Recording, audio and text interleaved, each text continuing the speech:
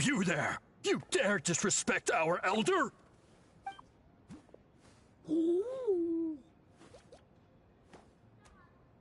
Oh, you mean... Oh, I see. Sorry, my mistake. Apparently you are here by invitation, in which case it's my job to make you feel welcome. Some introductions are in order.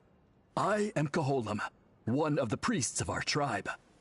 And this is our Iktomisor elder, the great Tlapokpok Teets Tatel, a living totem among the masters of the Night Wind.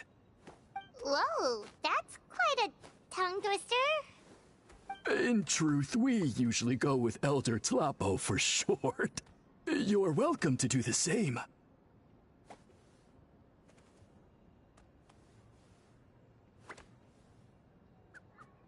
Ah, I assume you're referring to our Elder's special ability. Elder Tlapo has been alive for many centuries and harbors secrets that even we priests are at a loss to explain. So your reaction is entirely natural. But one thing I can say for sure is that Elder Tlapo has appointed the two of you to an extremely important task. For this reason, I would like to ask you to undergo a test. What sort of task? And what kind of test? If it's all right with you, I'll take you to see our chief. He's in a much better position to answer your questions.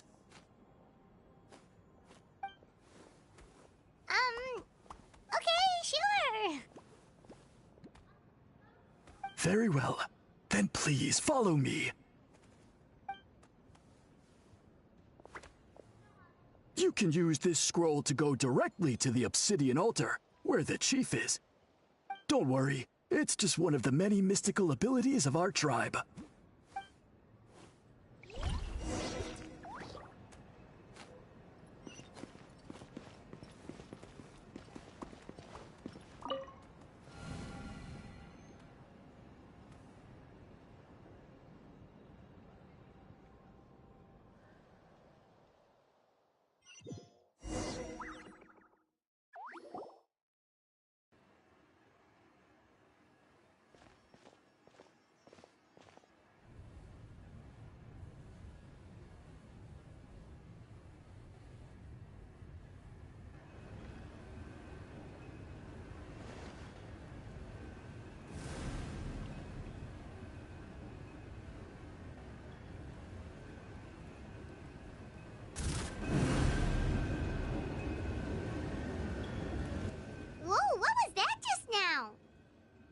One of the routine duties of a priest.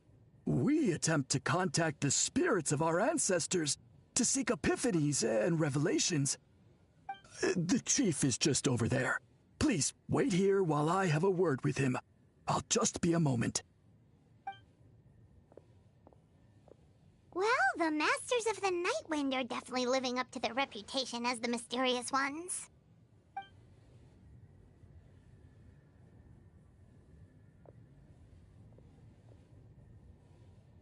All right, I've told the chief why we're here, and now you may speak with him.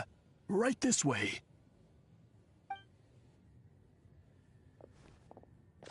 So, you two are the appointed ones. I am Chief Biram. Welcome, and thank you for your patience. So tall. Unusually so. Yes, I am aware, but I assure you, it's no cause for alarm. Oh, no, of course not. Sorry, Paimon just reacted without thinking.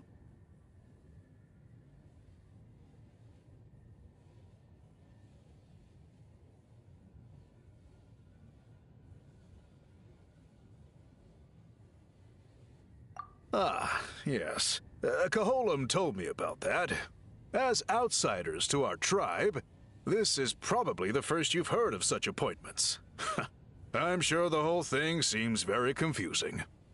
Throughout our history, only members of the Masters of the Night Wind have been appointed to undertake these tasks. This is the first time an outsider has ever been chosen. Really? Allow me to explain.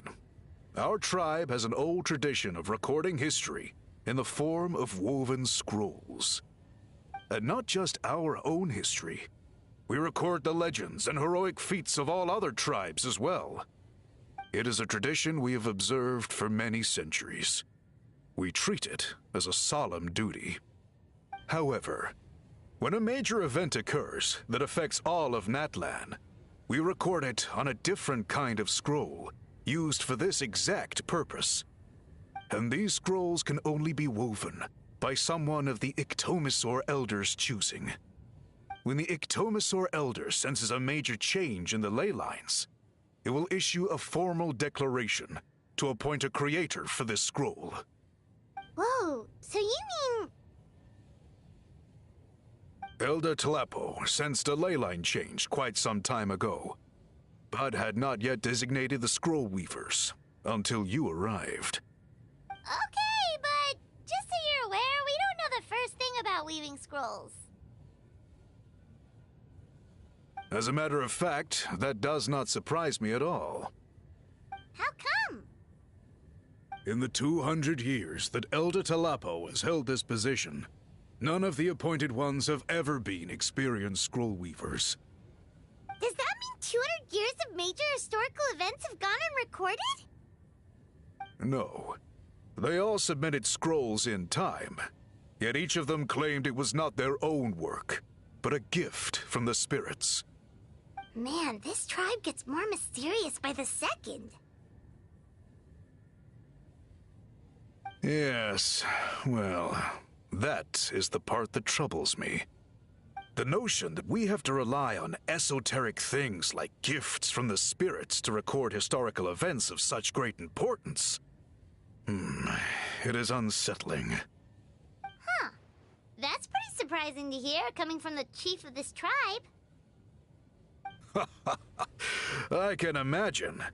You probably see the Masters of the Night Wind as a people shrouded in mystery, who pride ourselves on our arcane practices. But I am something of an exception. I may be the chief, but when it comes to our traditions, I'm in fact a proponent of change and reform. I have dedicated my energies to deciphering the many mysteries of our tribe. In doing so, I hope to establish clearer rules that will help sustain our traditions in the future.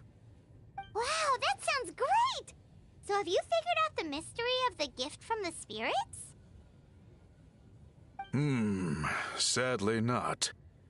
It is something I've been investigating for a long time, but I have yet to uncover what this gift truly refers to. Only a small handful of events over the years have been recorded on these special scrolls, with decades between each one. And by the time the next scroll weaver is appointed, my time as chief will be long gone. I will not be in a position to investigate as thoroughly. So... While I haven't gotten to the bottom of the matter, I have made some progress. But the only way I can develop my theories further is with the cooperation of the appointed ones.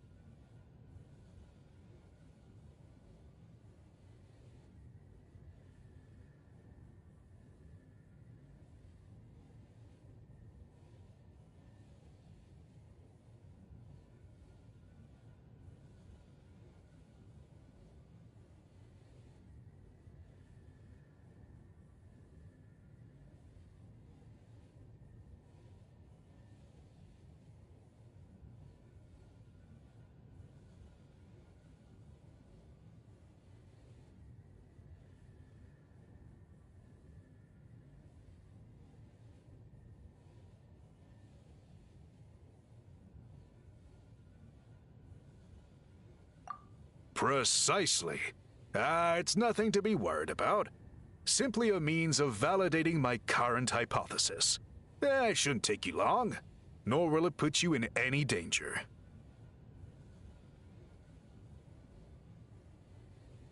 I can explain everything in detail when we get to the site of the test. But first, please wait a moment while I change out of the soul-shielding cloak. This garb is one of our important cultural relics, handed down by generations of chiefs. It is only to be worn when conducting certain ceremonies. Oh.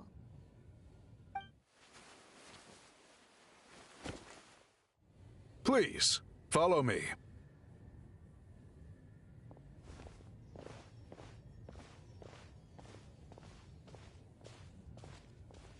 Do you see this scroll? If you touch it, you will enter a hidden space. Today's test is, quite simply, to find a way to escape that space.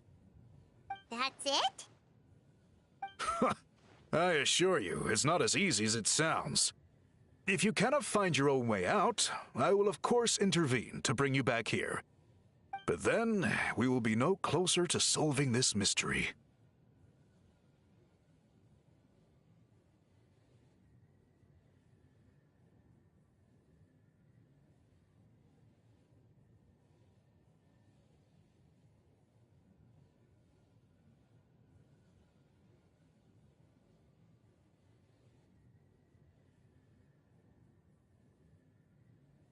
Good.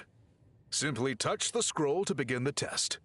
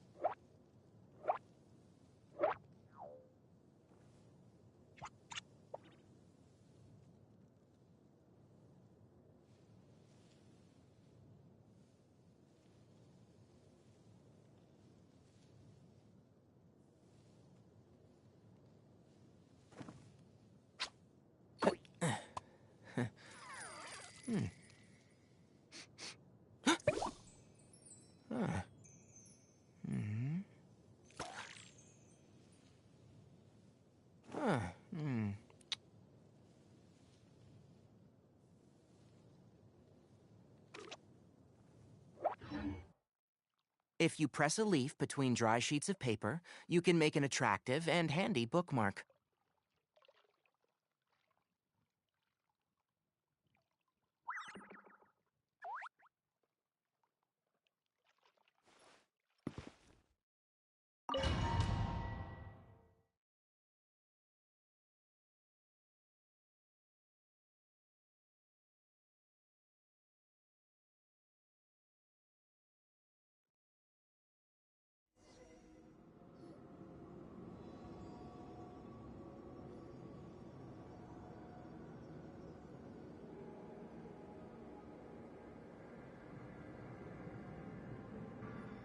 we really did get teleported.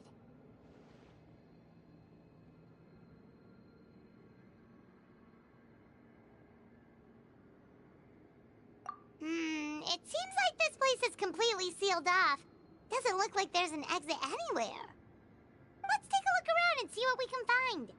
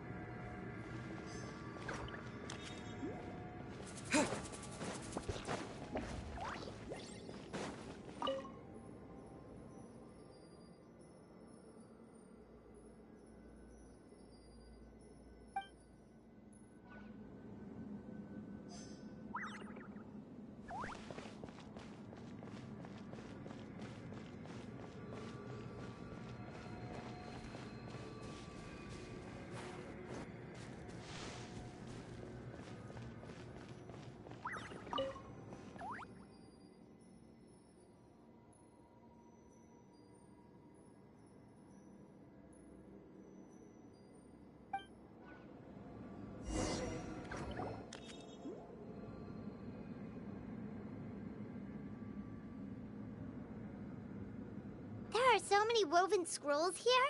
Paimon remembers seeing some of them before in other tribes. They seem to record historical events.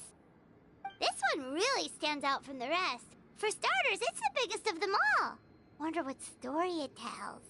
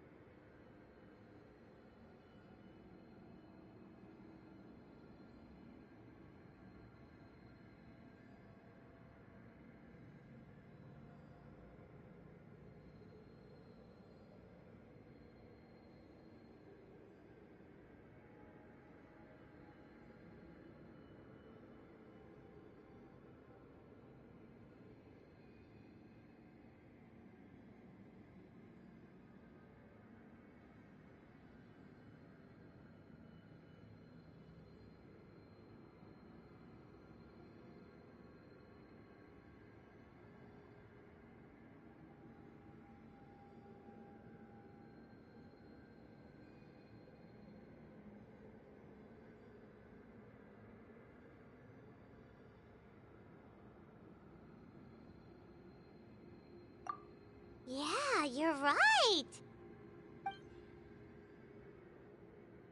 Over there, something just flashed. Traveler, did you catch that?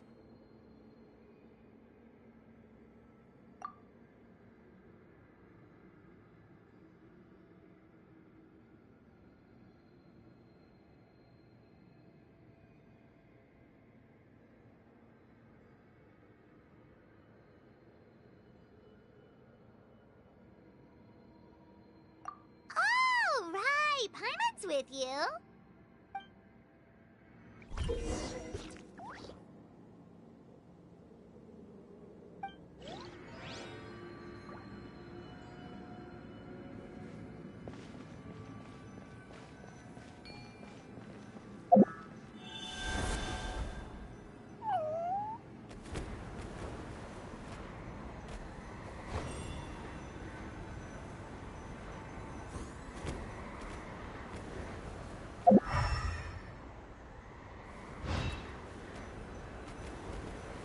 Aha! There is something hiding here! Yep, this looks like our ticket out of this place.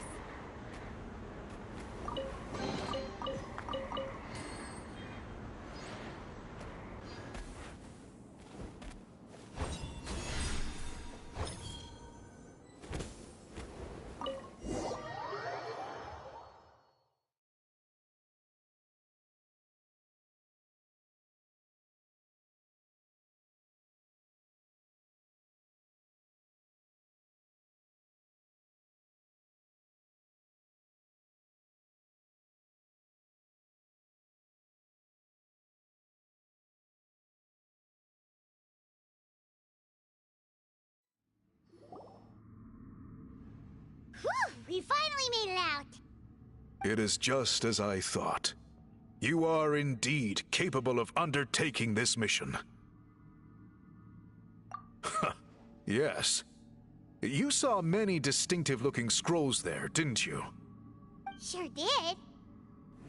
This specific kind of scroll was left to us by our ancestors. Upon investigation, I discovered what sets it apart is the use of a color not featured in ordinary scrolls. It is a most mysterious color that most people cannot even detect. I myself had to employ special techniques to confirm its existence. Yet there are those who are born with a natural ability to perceive it. And that is why I wanted to test you. You mean... That space you just entered was an exhibition room for storing this variety of woven scrolls. Centuries ago, a great shaman by the name of Huitzilin put in place a security measure so that anyone who entered the room without permission will become trapped inside. It exists to this day, and although I have not managed to decipher how it works, I have at least found out how to turn it on and off. Once someone is trapped inside, it is all but impossible for them to escape without outside help, unless they share the great shaman's ability to perceive that strange color. Clearly you must have this ability, which leads me to believe that our Iktomisor Elder can sense this ability in people, and that it appoints a scroll weaver on this basis. Another secret power? Traveler, you are full of mysteries. Still, having this ability doesn't change the fact that neither of us know where to start with weaving a scroll. Don't worry about that. The method for weaving this kind of scroll appears to be largely the same as for an ordinary scroll. The main difference is in the dye that gives it its unique color. If my suspicions are correct, this dye is the key to weaving the scroll, and your special ability is the key to obtaining it. The dyeing process is also a little different from the norm, but I don't anticipate any major issues there. As long as you two can source the dye itself, I can assist with the application. Cool! We'll follow your lead! Great! Then please use your abilities to source the necessary ingredients. And in the meantime, I will have someone prepare some fabric for test dyeing. We'll make a few sample pieces to test out my hypothesis. And if that goes well, we can begin the scroll in earnest. If you agree to help, you can expect to be handsomely rewarded once this is all over. So, what are your thoughts?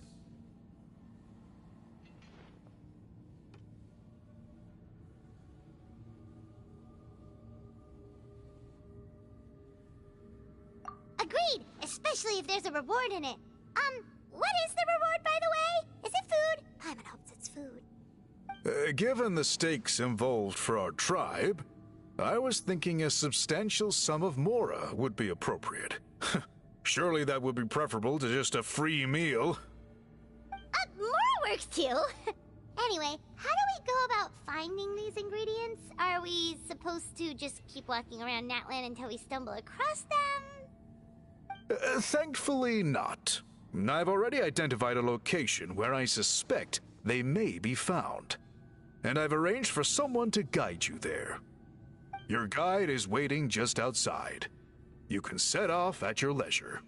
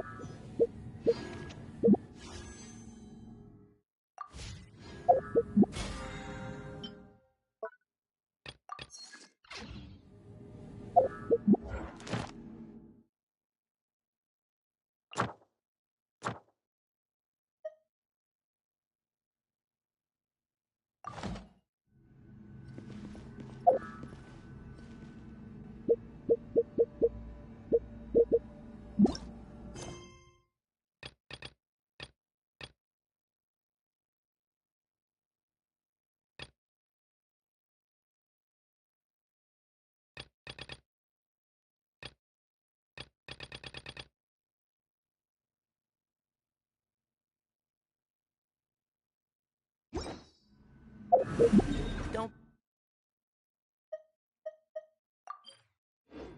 be afraid to make mistakes. It's all part of the learning process.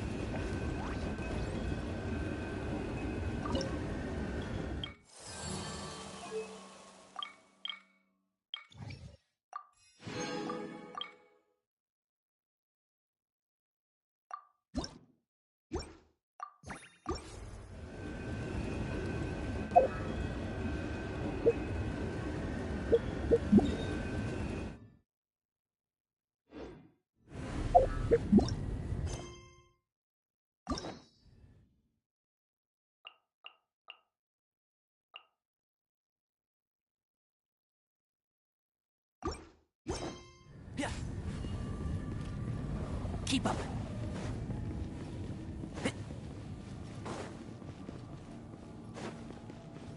Keep up.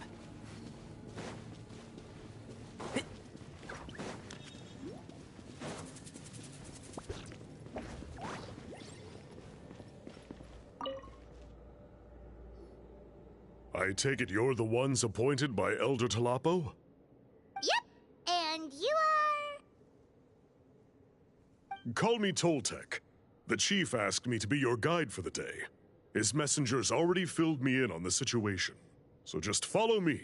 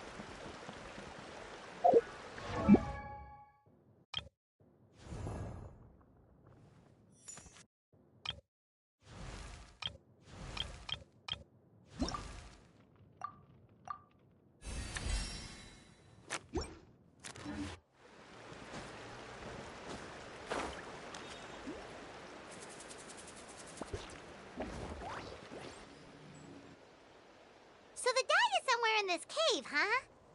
This is as far as I can take you. Only the appointed ones may proceed from here. Why's that? Kind of a long story. Apparently, there's a certain fruit that grows in this cave, the juice of which can be processed to make an excellent dye. Many years ago, our ancestors set out to make a series of ambitious works of graffiti art. They selected this cave to make them in, presumably due to the availability of the dye. However, they didn't want anyone to see their work before it was completed, and so they sealed off the entrance to control access. To bypass the seal, you have to have mastered the art of color perception, or something like that. Oh, right. The strange thing is, our ancestors never removed the seal, even after they finished the graffiti art. Since it was sealed off, the only person who's been inside is the great shaman, Huitzilin, and that was 300 years ago. According to her, the artwork tells the story of a hero by the name of Kuntur. But I digress. Sorry, I'm a big fan of graffiti artwork. Once I get talking, I can go on for hours. So you're sure you don't want to come with us? I'll pass. I tried to get in once, but the seal blocked my way. I tried getting my Iktomisaur to clear it with its powers, but even that didn't work. I guess it's supposed to be a test left there by our ancestors. If you don't pass the test, you're not worthy of viewing their works of art. Aww. Don't worry about me, though. I wouldn't be joining you this time even if I was able to get in. Unlike our chief, I don't have the guts to challenge our traditions. This task is specifically appointed to someone by the Iktomisaur Elder. Who knows what bad things might happen if I got involved? Fair enough. All right, we'll try not to take too long.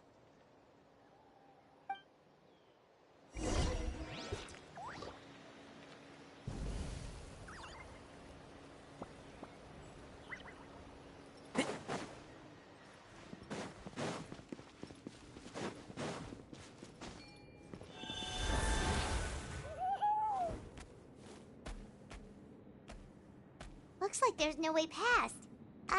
Maybe try the same thing as before?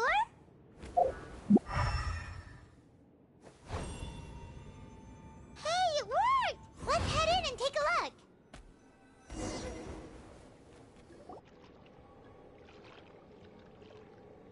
This should be the place. That fruit Toltec mentioned should be the one on the wall, right? Now, the only question is, which ones do we pick? Well, go ahead, try it out!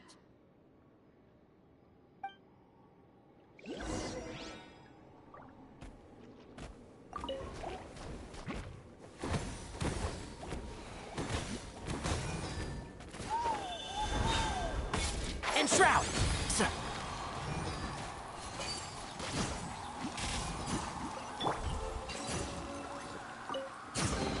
What greater pleasure is there than the unexpected?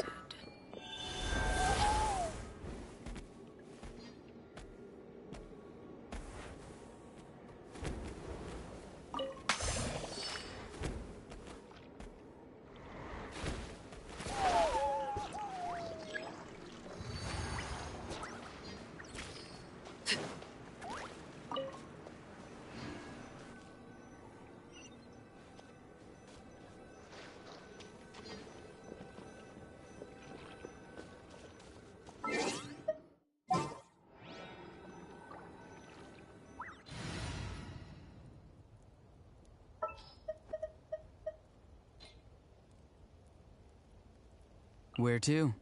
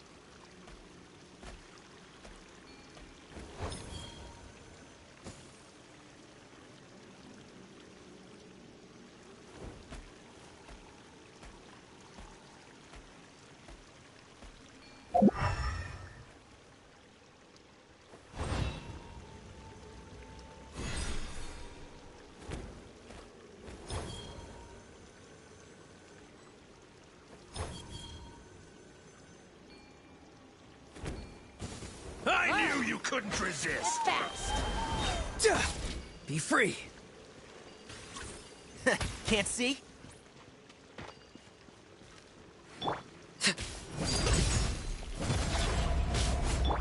Watch out! The night wind blows. And shroud!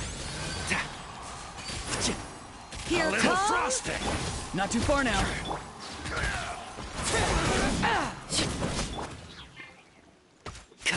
Coming at ya!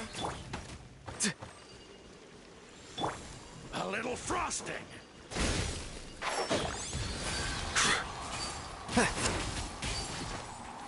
Farewell. Transfixed.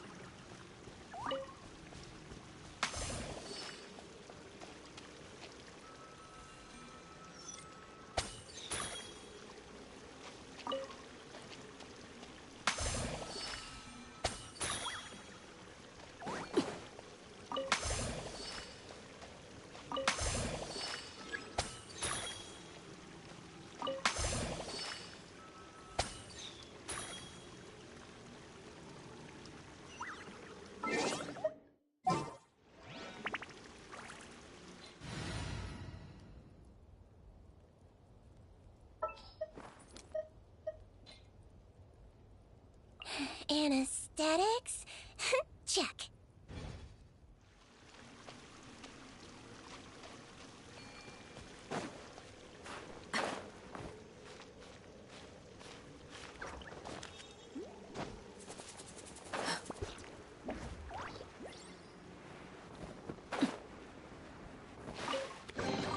What greater pleasure is there than the unexpected?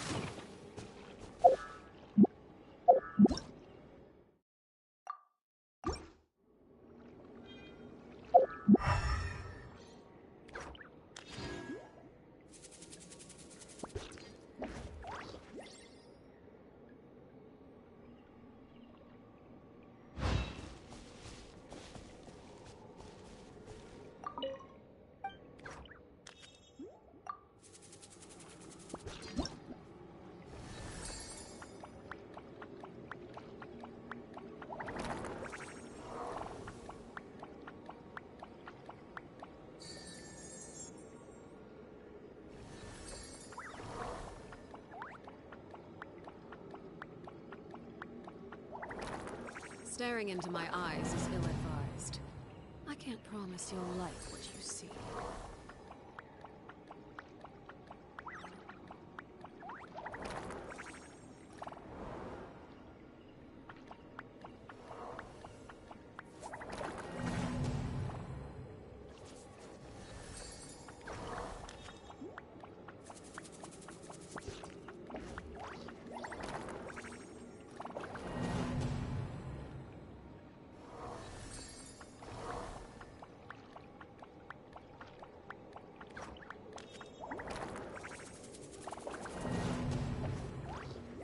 Something you wish to report? Go on. You have my undivided attention.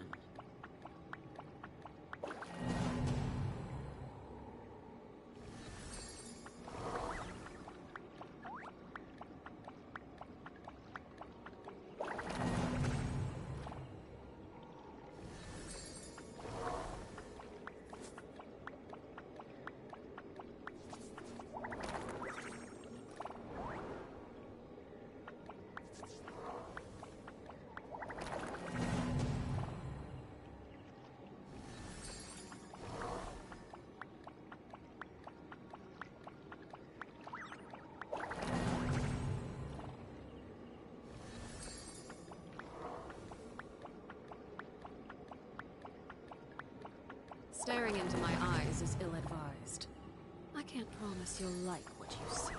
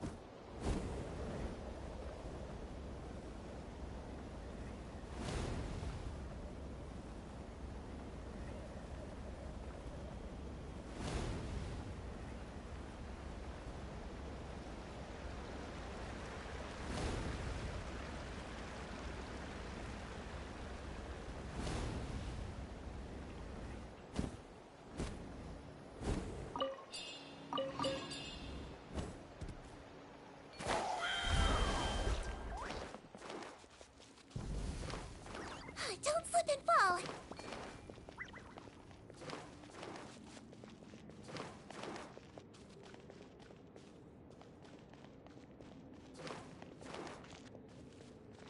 Whew.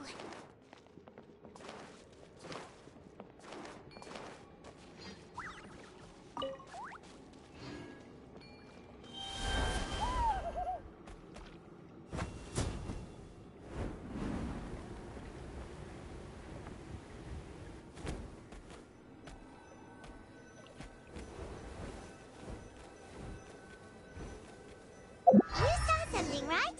Whatever it was, grab it.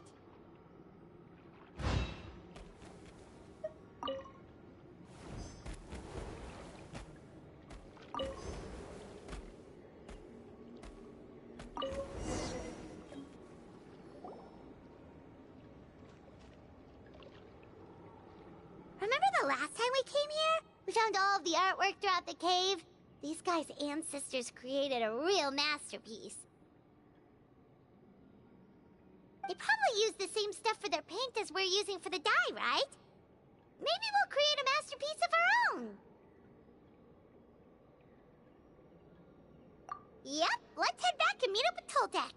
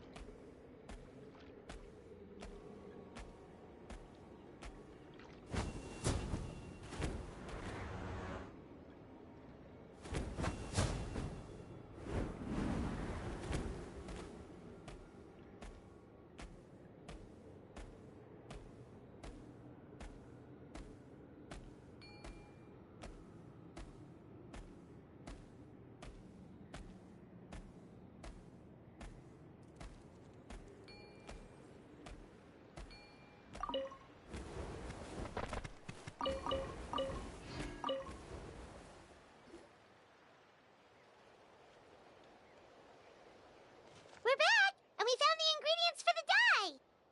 Sounds like you made it through the seal then. Our Iktomisaur Elder was right about you. It's getting late. Follow me. I'll take us back.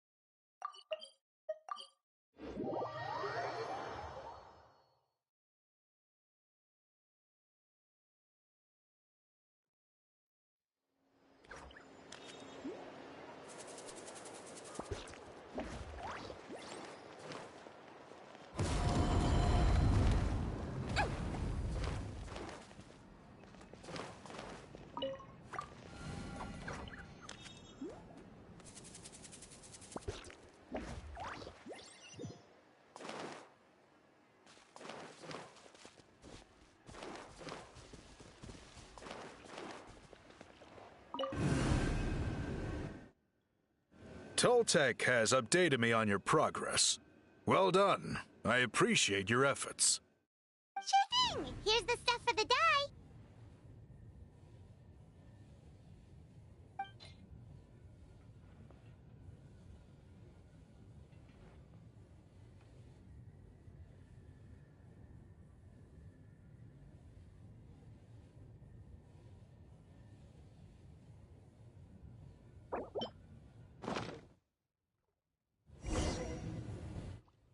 I see. Yes. This is certainly a very different substance from typical dyes. Okay, now let's try our hand at making some samples. The fabric is ready for testing. Got it. Please come with me.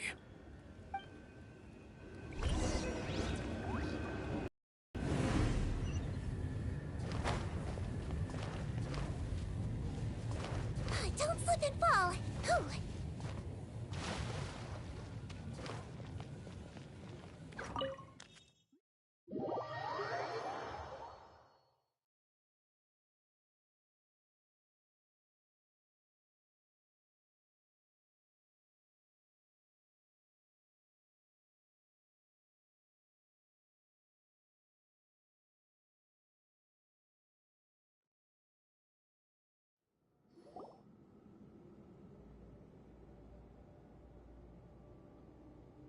Take a look at this. It's a woven scroll made by one of our ancestors. Ooh. The person depicted is the legendary shaman, Huitzilin. She lived 200 years ago and was once appointed by the Iktomi-Sur Elder, like yourselves. She was especially skilled in the art of color manipulation, and of course completed her task with flying colors. This scroll is a record of her deeds, and was most likely the work of her own hand. The quality is simply breathtaking, even compared to other scrolls of this variety. Sadly, since she passed away, all of our Iktomi-Sur Elder's subsequent appointees have had to rely on the gift from the spirits to complete their work.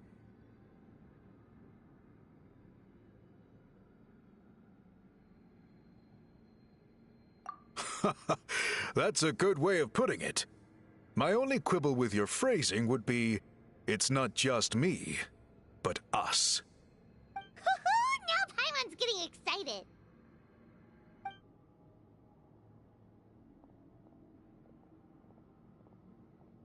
Bring out the samples.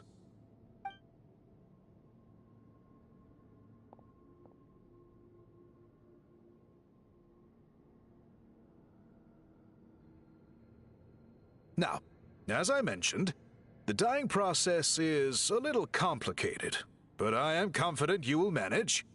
Just make sure to follow my instructions carefully. The pattern has already been sketched out on the sample, so you just need to dye each block with the correct color. But you'll need to wait for the dye to fully soak in between each step to make sure the colors don't run.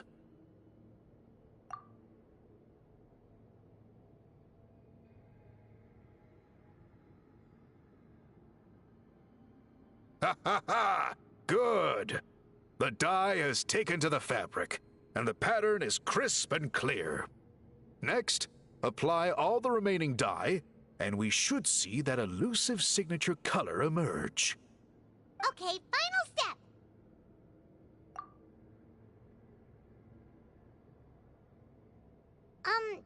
Did it work? Paimon doesn't see it. Oh, that color isn't showing up. Oh, the dyeing has failed. No, your technique was flawless. You did everything exactly as instructed. It would have made no difference if I'd done it myself. Then what went wrong? It could be the weaving technique, or maybe the dye has to be applied in a different way. Oh, whatever the case, it looks like I have failed to get to the bottom of this mystery. Sorry, Paimon wishes we could do more to help. I am the one who should be apologizing. I made you do so much work, and it was for nothing. I will, of course, honor my commitment to compensate you for your trouble, but I do hope you won't give up on this task. I plan to keep investigating, and will be sure to keep you updated with any progress. Don't worry, we're not quitters. Paimon does have a question, though. This whole process of recording history on woven scrolls seems so complicated. Why don't you just write it down instead? You said yourself you're all about change and reform. Well, this seems like a pretty good place to start, don't you think? Writing things down would be easier for everyone, and your records would be more detailed. I think you've perhaps misunderstood my philosophy, but that's okay. I can answer your question, but there's somewhere I need to show you first. Oh, sure.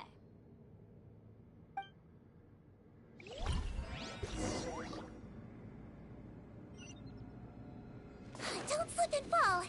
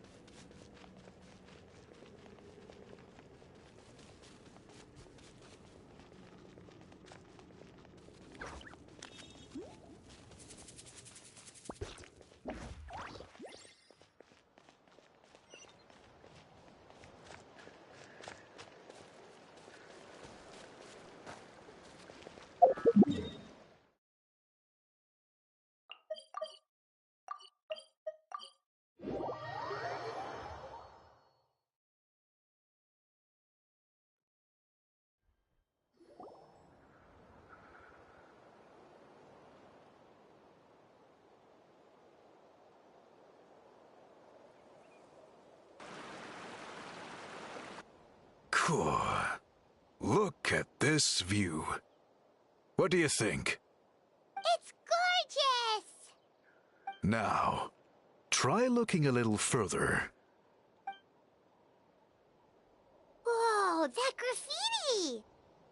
In all the years since the founding of our tribe, those colors have been with us every step of the way. It is true that I seek to bring new life to this ancient tribe through change and reform. But I also understand there are certain foundational things that we cannot afford to throw away. The foremost of these is the way we record our history. Oh, that makes sense. Since the very beginnings, our tribe has always sought to bring color to history. And I have a deep sense that this is one part of our heritage that we should not give up.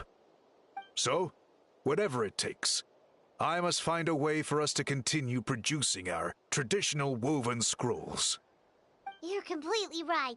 I'm sorry for what she said earlier. It was out of line. It's quite all right. I'm just grateful you're able to understand where I'm coming from. Then let us hope that when we next meet, we succeed in reviving this tradition.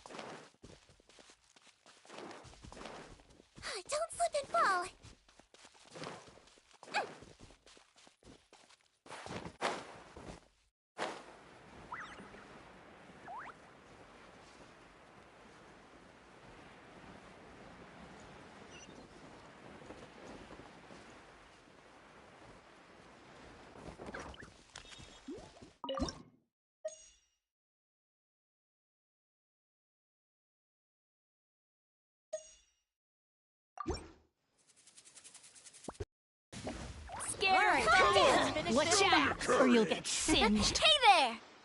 Attack! Can't see?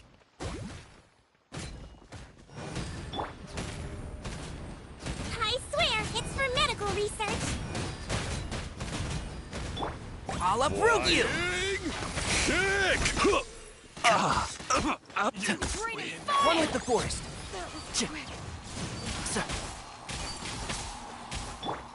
Overruled. Watch out! Hey there! Witness my rise. Can't see?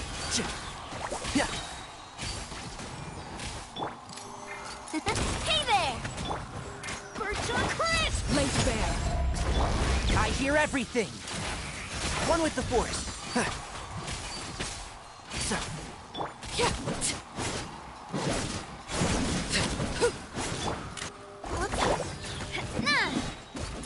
Hey there!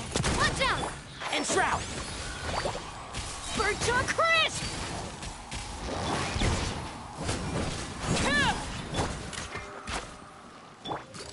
Hey there! Can't see? Fire!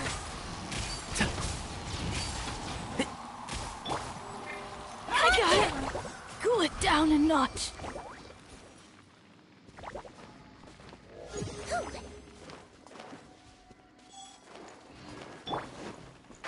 Master Scorched, finish which this will back. it be? Transfixed. Everlasting as the moon. Let's see! One with the forest. That was quick.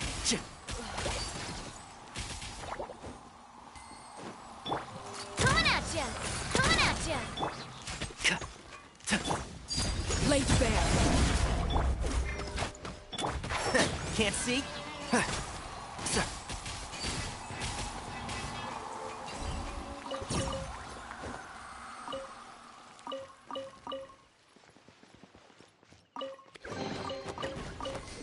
Smells like something good is inside.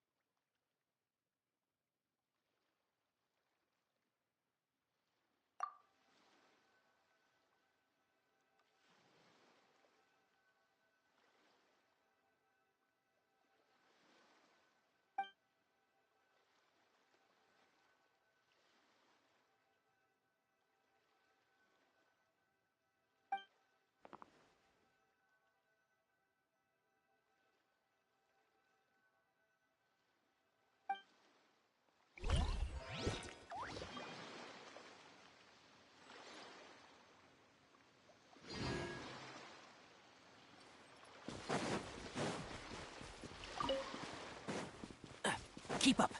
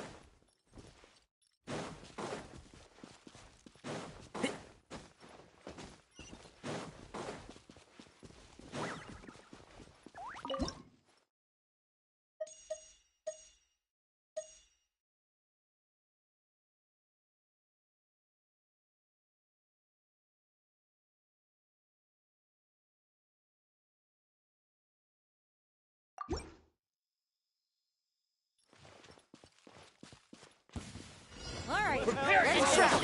Here comes another. Hold still. Watch out! Transfixed. Witness my rise. I'll uproot you! Attack! Don't be nervous. Just relax. Calm down. One with the force. This is new. Yeah, coming at ya.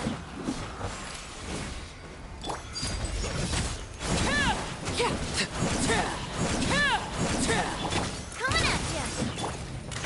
Let's see. Let's nip that in the bud. And shroud! Sir. Yeah.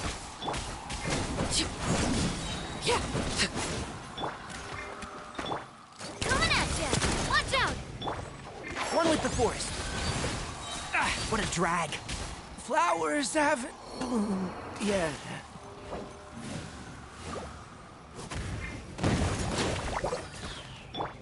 A proper send-off from the... Hey there. Everlasting as the moon. Overruled. And shroud. So, Don't slip it. Hold still. Hey there. Hey there.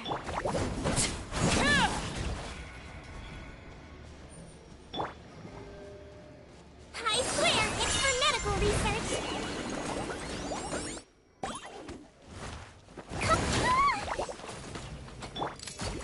Hey there! Watch out! can't see. Can't hide! So, keep up. Transfixed.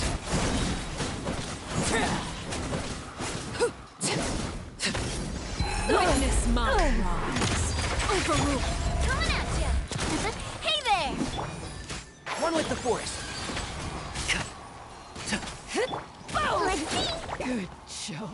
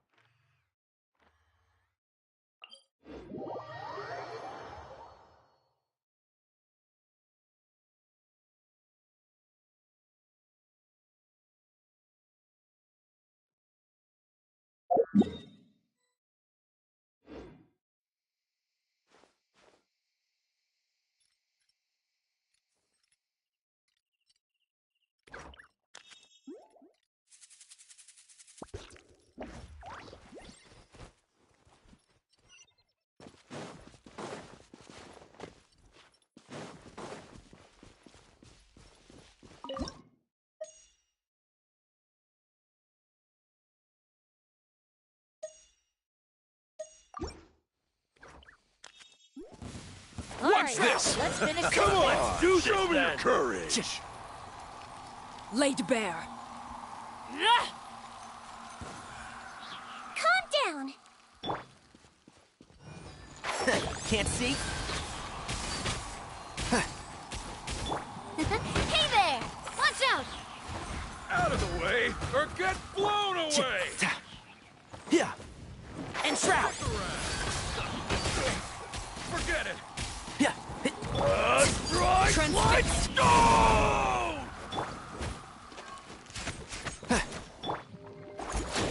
Stick around. Hey there! You are qualified after all.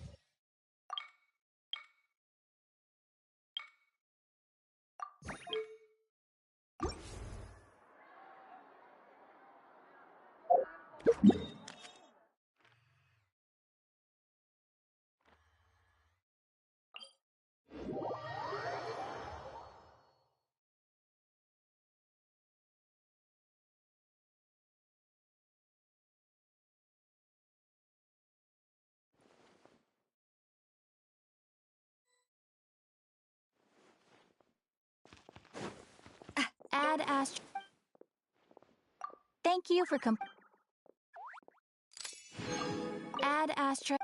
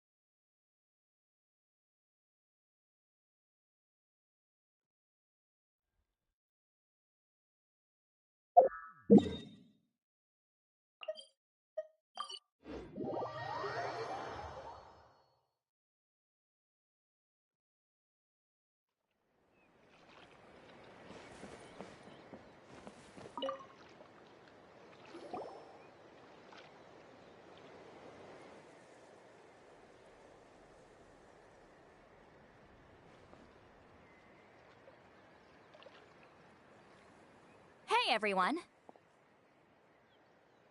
Ah, Granny. You're back. So, no good news for me, then? You saw right through me. The Traveler collected a lot of spirits, and I checked all of them one by one. None of them matches Leela's description. I figured. It was written all over your face. It's all right. I didn't exactly have high hopes for the needle in a haystack approach anyway.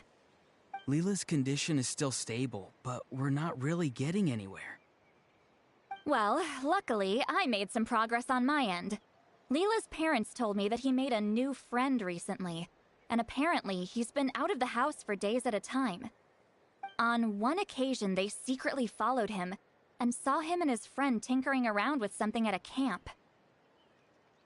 Yeah, some guy who goes by the name Kokuchu, dressed in what looked like Inazuman attire. Is this really all I'll need, Mr. Kokuchu?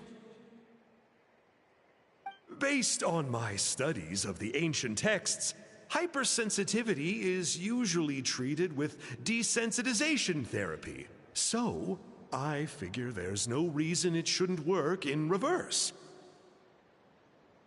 Now, for a poor chap like yourself with no sensitivity to spirits whatsoever, you'll have to completely immerse yourself in spiritually rich substances for this to be effective. I'm electing to name this approach hypersensitization therapy. Is it risky? You're the spirit duffer, not me.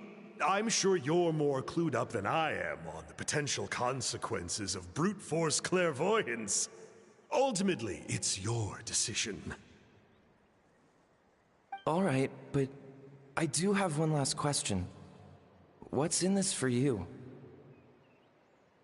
People like me obviously don't have much clout in this tribe, so it's not like I can offer you much in return.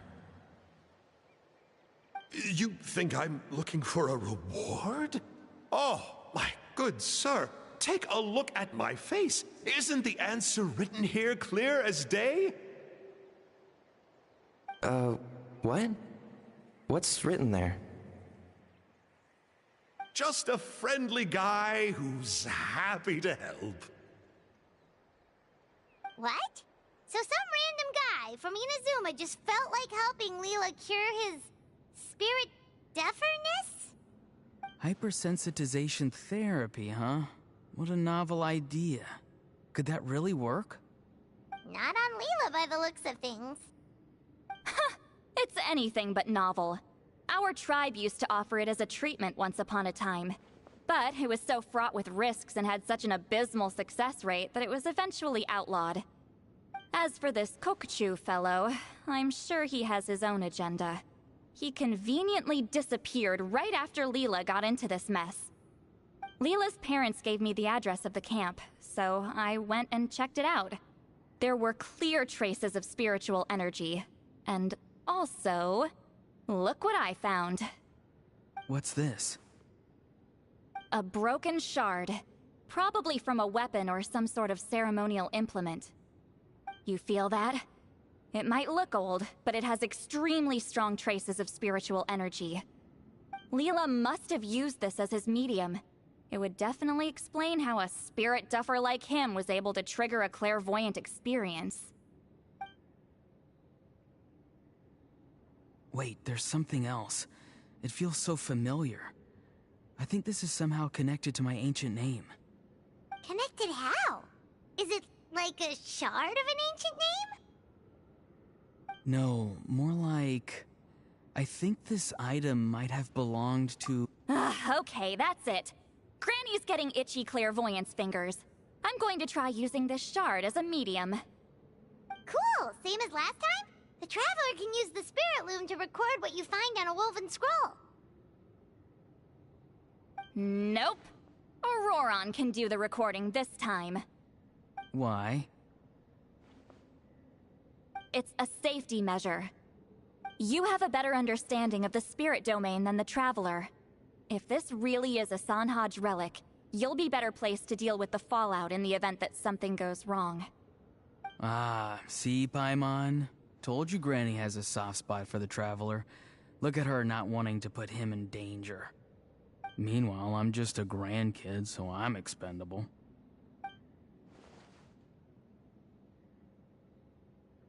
Hey, what are you blabbing on about? Sorry, Granny. I'm ready now. Then let us begin.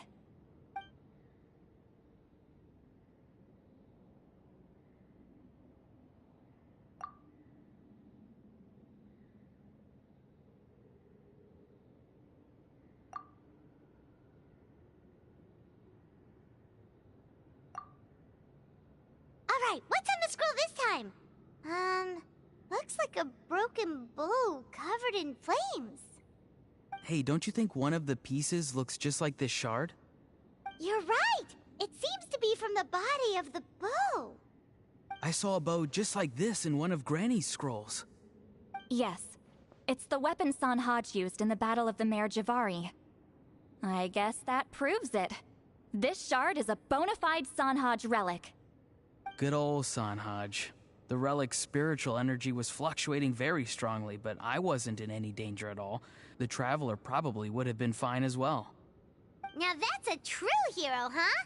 Generations later and the stuff he used to own is helping to treat spirit duffers. I still think there's more to this story, though. Kokuchu must have had his own motives beyond just treating Leela's condition. Well? Okay, we saw the full bow just now, right? Maybe he wanted to see it too, so he could track down the other pieces. I don't know if he'd have anything to gain by doing that. Even if they're Sanhaj relics, I still doubt he'd have much use for a broken bow. Also, why use a spirit duffer in that case? You're basically setting yourself up for failure. Huh? Leela's body is responding! Let me take a look. I can sense a spirit being drawn to the relic. Looks like Granny's plan is working. Leela's spirit is being drawn to the bait. In that case, let me try again. This time using both Leela's body and the shard as mediums. You can do it, Granny. I'm ready to go too.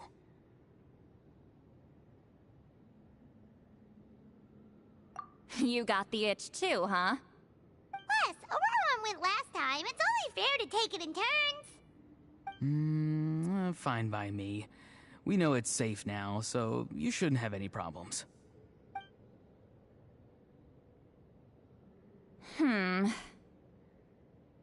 All right, if you insist. Be my guest. Just let me know when you're ready.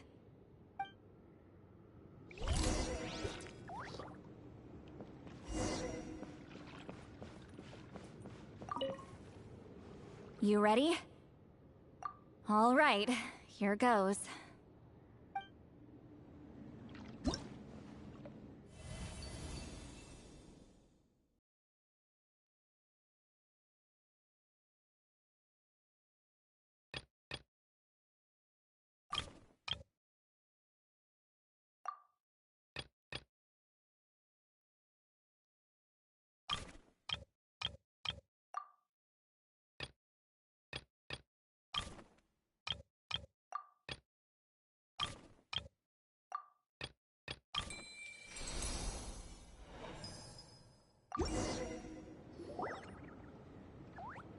Another image has appeared. This one is a map. A map? Of where? Could it be the Mare Javari? The Mare Javari? The Mare Javari was reduced to a desolate wasteland after that big battle. Or rather, it became known as the Mare Javari after what happened there. The ashes of the monsters and warriors who fought there covered the entire battlefield. Sometimes, bone-chilling cries would be heard from the depths. Other times, the whole region would become engulfed in towering flames, drowning out the cries. That place is full of untold dangers and mysteries. Over the centuries, the finest adventurers have tried to prove themselves by venturing in. Sadly, most ended up perishing there. That lasted up until around 20 or 30 years ago, when strange things started happening. People started speaking of an enormous dark creature the size of a mountain, roaming around inside the Mare Javari. And then, shortly after that, the whole region just completely disappeared. Nobody knows how, but that infamously ominous place just vanished from the face of the world. What? How the heck? I know, right? Anyway, if I'm not mistaken, the place indicated on this map is where it used to be before it disappeared.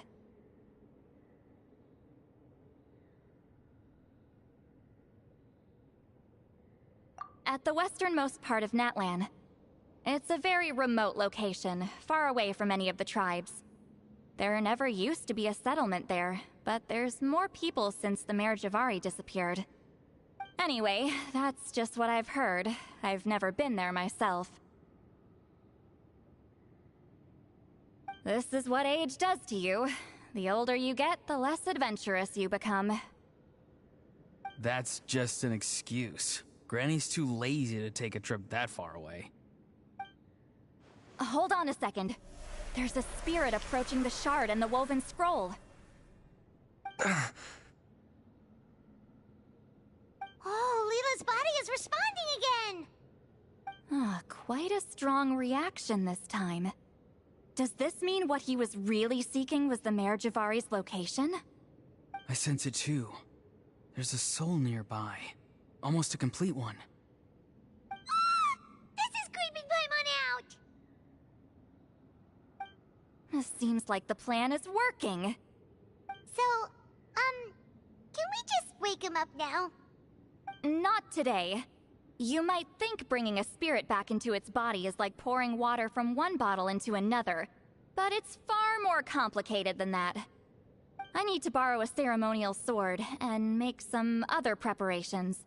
It'll take me about 2 days. But don't worry, now that his spirit's returned, there's just one step left. Let's meet up again in 2 days.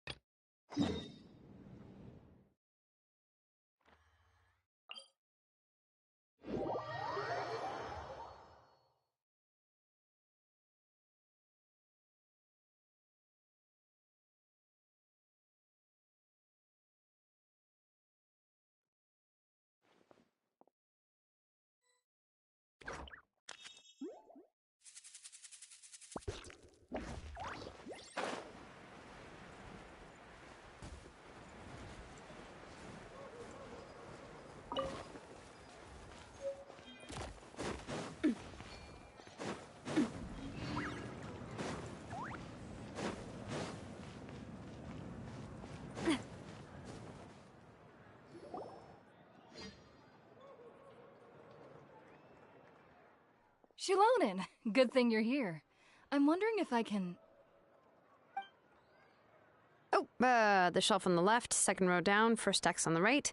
That one's yours. And the garden hoe belongs to Ignal, and the hammer is Pakal's, so make sure you take the one that's yours.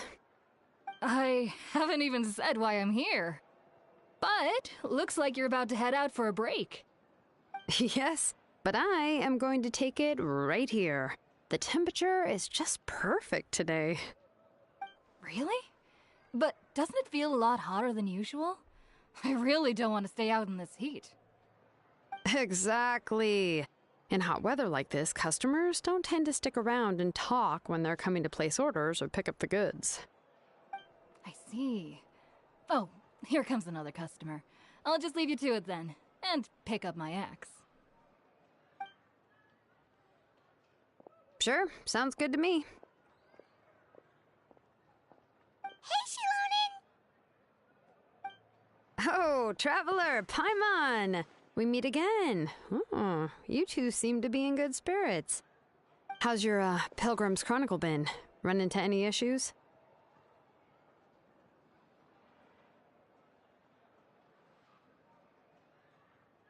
Oh, good. It was also my first time receiving a Pilgrim's Chronicle, even though I've already turned it over to you.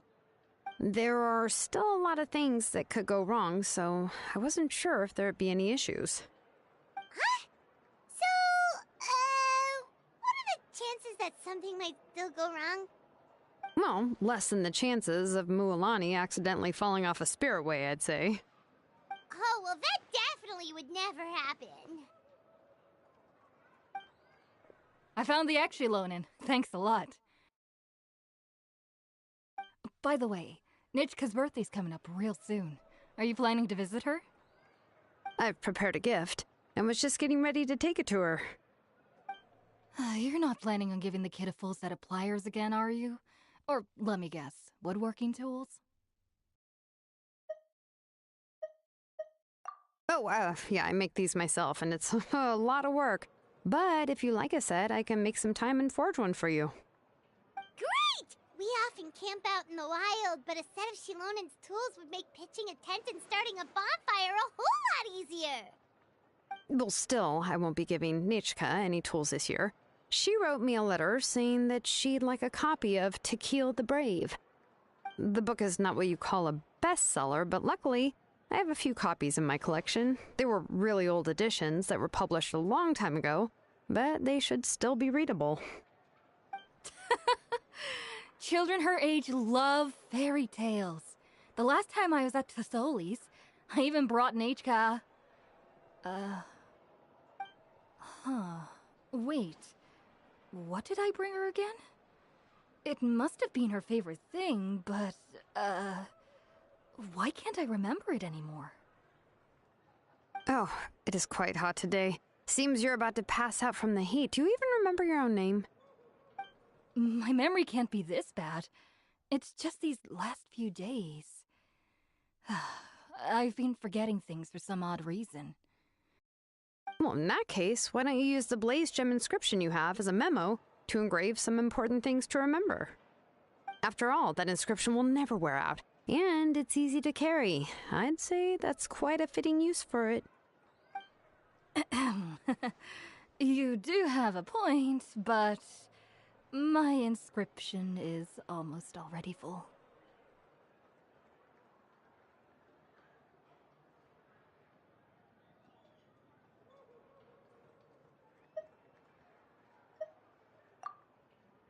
No. I engraved some wishes on my Blaze Gem inscription. You know, just some dreams that I have for the future and things I'd like to accomplish one day. Even though Tassoli has said that from an aesthetic point of view, it would be best for people to keep their inscription short, this Blaze Gem inscription was still made by a name engraver, the forger of ancient names themselves.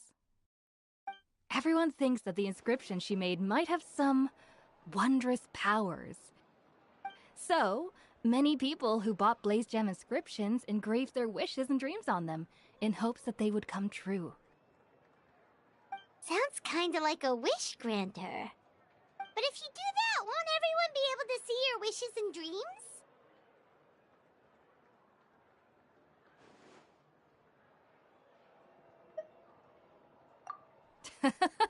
Don't worry. We usually ask Tassoli to add the inscriptions for us. She has a unique method of engraving. With her method, the light must be at a certain angle in order to see the text. Without the right angle of lighting, the Blaze Gem inscription will just look like a pretty stone. That's true. In the end, a Blaze Gem inscription is essentially just a piece of rock. It doesn't have the power to grant people's wishes. Making wishes to it is like shouting into an echoing valley. The only one who will answer is yourself. But using it as a journal for your wishes is also fine. Carrying them with you and taking a look from time to time can be a good source of encouragement. Well, as long as you don't suddenly change your mind and want to take your wishes back, that is. These things are extremely durable. It would take a lot of effort to change the words. And I don't think anyone would willingly part with it either. They're not cheap and very hard to get. If you ever lost it, you'd just be filled with regret. Still, it's really strange. Given Auntie's skill, how could it take so long for her to make one? Oh, well, I hope someone didn't give her an idea of making fewer and selling for more. It's true. Chevin would totally have put that in her ear. Still, I don't think it's such a bad thing for Tassoli to make some money by selling these. At least she and little Nechka are better off now, and won't have to worry about the cost of treating her illness anymore. I was really worried about their family at first, and was even planning to send them some...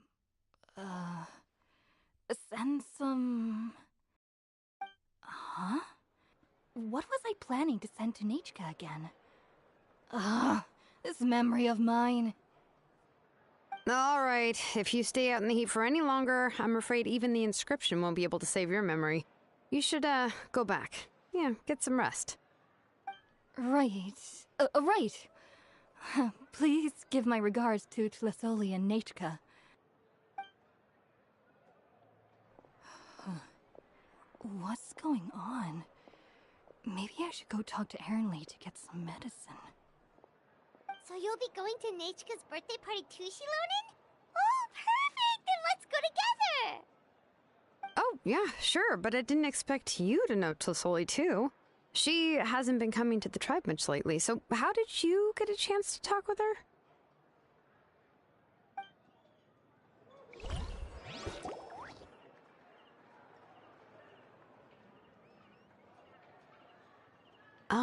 Oh, so that's how you met her. She even wants to use volcanic crystal as a forging material. Guess she's really pulling out all the stops for her daughter.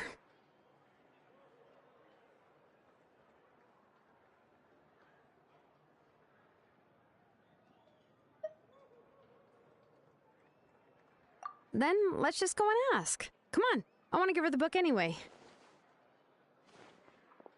Huh? Wait a second, our birthday gift's supposed to be a surprise? If we ask Nechka, then she'll know what gift we'll be getting her, and that would ruin the surprise! But if you don't ask her, then how will you know what kind of present she would like? Here's another idea. Perhaps you can also give her a storybook based on what she wrote in her letter. That might be a good option. But shouldn't we give it a little more thought? If we all give her books, it might seem like we didn't put much effort into it. Shilonen, have you really never asked her what she would like the most? There must be something else she'd like besides books. Unfortunately, no. Nechka's illness has kept flaring up over the past few years. Apparently, she couldn't do anything during that time other than rest in bed. She didn't even have the strength to talk to anyone. It wasn't until recently that she started to recover from her illness and regained strength to write letters to others. Anyway, there's no need to overthink it. Worst case scenario, I can split the book into 2 volumes and we can each give her one.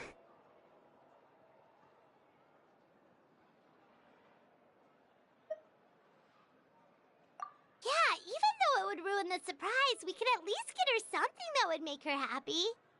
Anyway, could you tell us a bit more about the book that you're getting her? Is it really that unpopular? Well, it's a little difficult to explain. You see, there are actually 2 versions of To Kill the Brave. The premise of the book is pretty straightforward. It's basically about a set of twin brothers working to defeat a demon lord.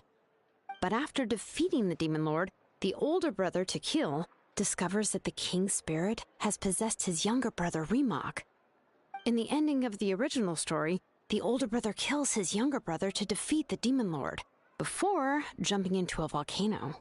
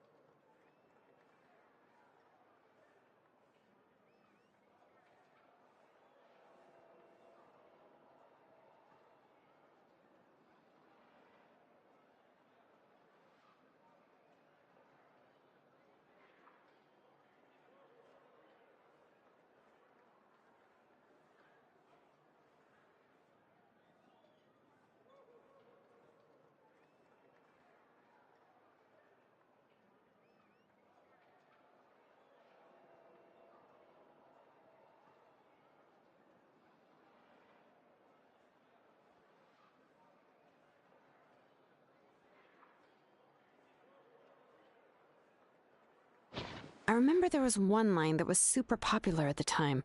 If I still remember right, after being possessed by the goddess Coatlicue, Remak said, "I do not wish to see your blood be reduced to ash, but I have seen the light of your heart and spirit. Remember my name, brother. As long as you remember me, I will never have left." The other version was released only recently. The author heard a suggestion from someone and suddenly decided to try and make a stake in the fairy tale market, so the story was revised. In the revised version, the brothers killed the demon lord and both survived. According to the author, this gave the story a happy ever after kind of ending. However, the revised version was not well received. After a month on the market, it had hardly sold any copies and the books were collecting dust on the store shelves. The store owners desperately tried to get rid of the book and have resorted to all sorts of promotions and discounts to sell it. Even now, the only edition of To Kill the Brave you can find in the market is the newer one, whereas the older edition is nearly impossible to find. Anyway, I couldn't bring myself to give such a poorly rated book to Nechka, so I spent a few days looking and managed to find a few copies of the old edition in a warehouse. I picked out a copy that looked relatively new and wrapped it up as a present for Nechka. If you're interested, I can give you this extra copy to read. The pages are pretty old, though, so please be gentle with it. Oh, and here's a copy of the newer edition, too. They gave me a free copy when I went to buy some chocolatl. So that's how they're trying to sell off the book. Could it really be that bad? Even Paimon's curious now.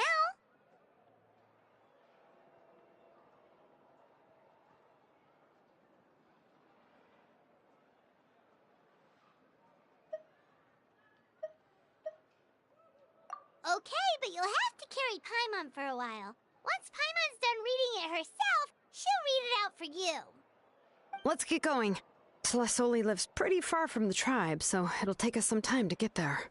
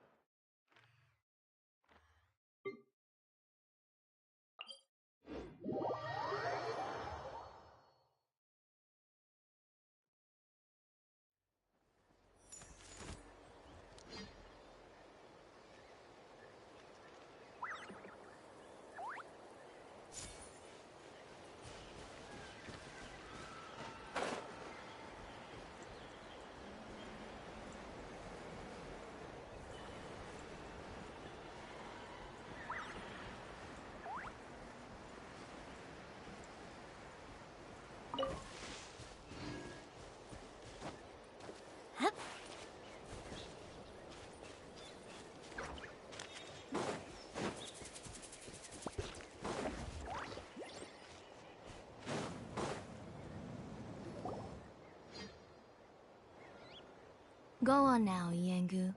Nechka is still resting. Hey,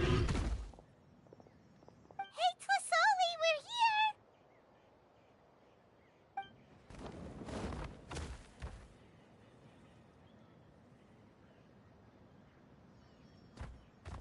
Oh, what a surprise. And even Shilonin is here too. Oh, it's been a while since I've seen you, Auntie. I received Nechka's letter. She wanted a copy of To Kill the Brave, right? Well, I've brought the book for her. There are several editions of the book in Natlan, and I wasn't sure which version she'd prefer. I asked a messenger from the Scions of the Canopy. It seems this softcover edition is one of the most popular options, so I brought it for Nechka. You haven't changed a bit, Shilonin. Let's go inside. I was just boiling some chocolatl, so you can all try some. Shilonin used to love drinking chocolatl. When she was little, she would always have several cups every time she came to visit me. You were already a big girl by the time I finally had my Nechka. Alright, for now let's... Oh, Auntie, let's go inside. Traveler, please help me get her into the house. Oh, Paimon will help too! Be good, Yengu, and don't get in the way. All right, let's get indoors.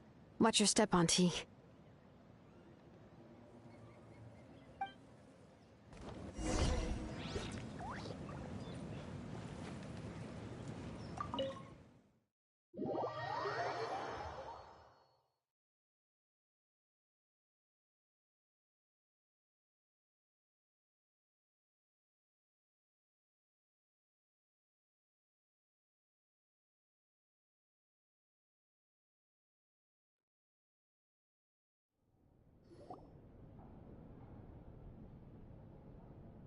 Sorry. Nechka's illness has been flaring up recently, so I was up for a few nights. I suddenly started to feel dizzy in the sun. I hope I didn't scare you. Have a seat. I'll fetch you a few cups of chocolatl. Please wait a moment. Oh, I've already brought them over. This cup's for you, Auntie. And these are for you, too. Chocolatl? What does it taste like? Paimon's heard that it can be pretty bitter. Traveler, could you give it a try first? Oh, don't worry. Auntie always adds a lot of sugar. It won't be bitter.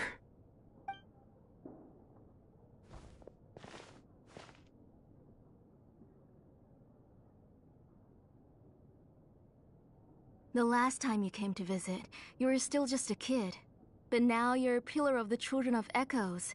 No, of all Natlan even. Oh, well, it's all thanks to the drinks I had here and the books I happened to read. We heard that you two are from the same tribe, but Paimon had no idea you were so close. When I was little, my parents were always talking about how skilled Auntie was at forging ancient names and how she was a good role model for the rest of us. The moment I became idle at home, they would toss me into Auntie's workshop to watch and learn. Then I would have your parents go back, boil you a pot of chocolatl, and let you play in the house. Yeah, and then I would drink and listen to you banging away with your tools in the workshop. But eventually, she moved out of the tribe to find some more space, and I didn't have the chance to visit again after that. But why did you seem so familiar with the place when you went to the kitchen for the drinks just now? Because the layout of this place is identical to her old house. Let me see. Yeah, that should be Nechka's bedroom then. That's right. I remember you used to hunker down in the room to read and draw. But you're all grown up now. Even if you wanted to live here, I'm afraid you've already outgrown Nechka's bed.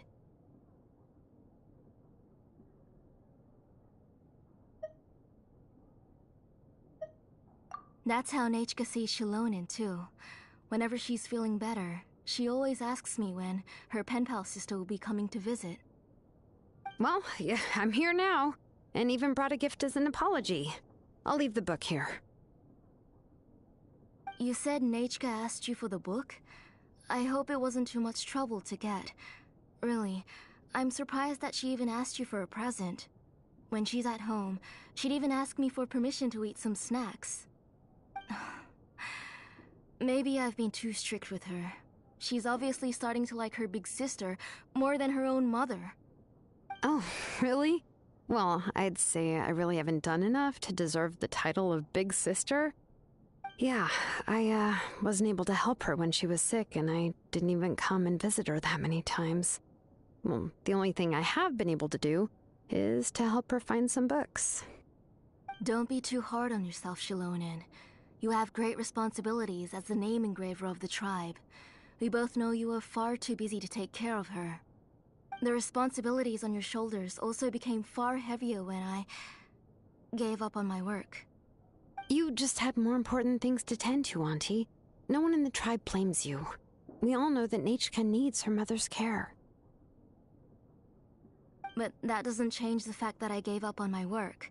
And even now, I still have not found the courage to pick up my hammer again. I'm sorry to leave you to shoulder all the responsibilities alone, Shilonin. Oh. Ooh, why so somber all of a sudden? Don't be so sad, everyone. Hasn't Nechka gotten better lately? Oh, relax, Auntie. I can handle the work. But once Nechka is back on her feet, you should get back to work and let me have a vacation. You'll be the one who's busy then, and I'll be sitting at the side drinking chocolatl and cheering you on. If that day really comes, you can have as much chocolatl as you like.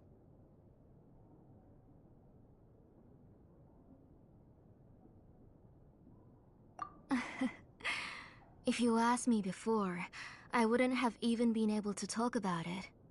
But now that she's gradually recovering, I've also gained some courage to face what happened back then. Nechka's illness actually originates from the Abyss. That night, I was in the tribe, having a discussion over the forging of new ancient names. Before we could finish our discussion, the alarm started to ring outside. A horde of monsters from the Abyss suddenly attacked the tribe, so everyone banded together to fight them off. I joined the fray as well, and it wasn't until the monsters were repelled that I got back home with some guards from the tribe. But Nechka was gone. I can't remember how long I spent searching for her. Maybe for 2 or 3 days. In the end, we found Nechka at the bottom of a short cliff. She was holding a dried-up embercore flower in her hand, and there were traces of abyssal corruption around her wounds. I know. It was all my fault. Before the incident, Nechka had asked if I could forge an ancient name for her.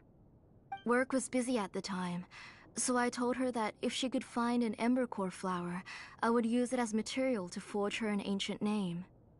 Oh, Nechka, my daughter. My Nechka. I was holding her in my arms, but no matter how many times I called her name, she wouldn't open her eyes and look at me.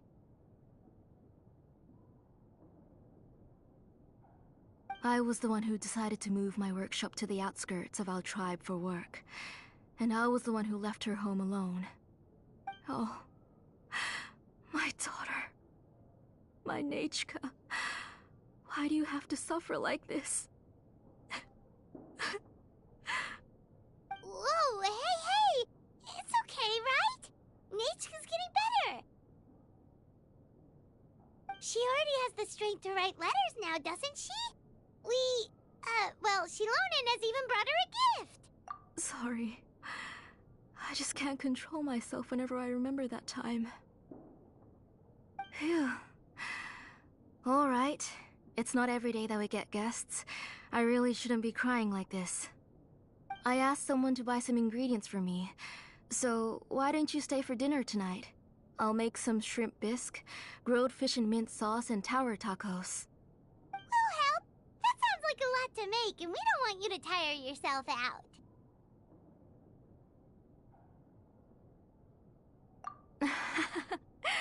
Thank you both, but don't worry. It's just a few dishes. I'll be fine. You three just need to make sure everything gets eaten up. I can't eat a lot at this age. Oh, we haven't had anything to eat yet, so don't worry. We'll make sure there are no leftovers.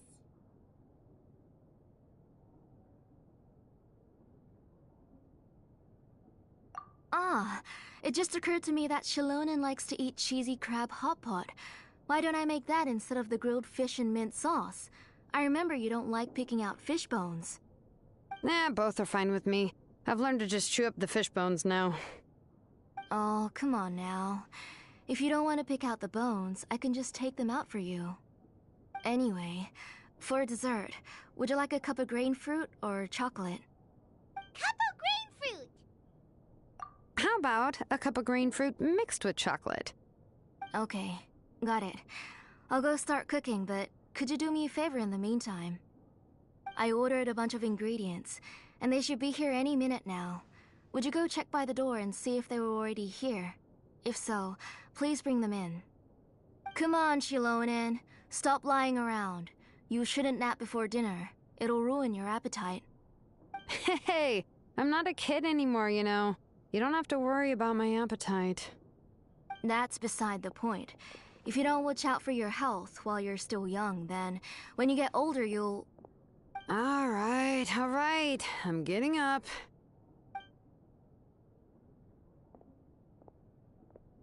We'll go check on the ingredients with Shilonen. It isn't far, so it shouldn't take us long. That kid.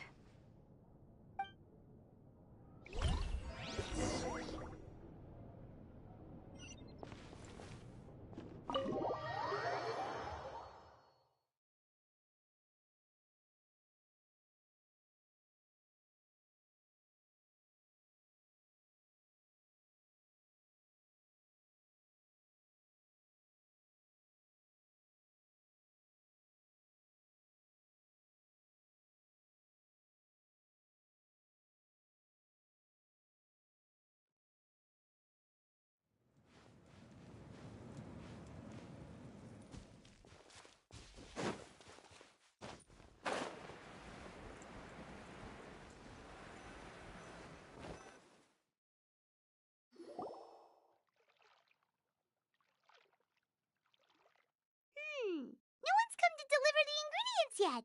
Paimon thought we'd see someone come flying down on a Yunkasaur as soon as we came out. A messenger from the Scions of the Canopy wouldn't be flying here. They usually come climbing down the cliffs nearby. No need to look. There are cliffs. I just saw a ghost. Hey, you there! Sorry, but does Tlisoli live around here? Oh, are you the one who's supposed to deliver the ingredients? Ingredients? Are you kidding? I was nearly eaten myself! Never mind that now. Those monsters are still hot on my heels. Please, you've got to help me! Shilonin, where'd she go? Whoa, she's already gone up to fight the monsters? Let's go help her out!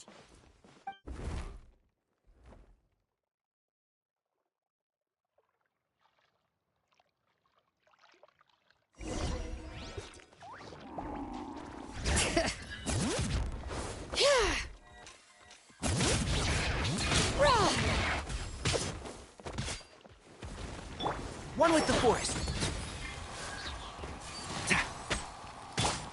Let's do it! Hey there! Watch out! All right.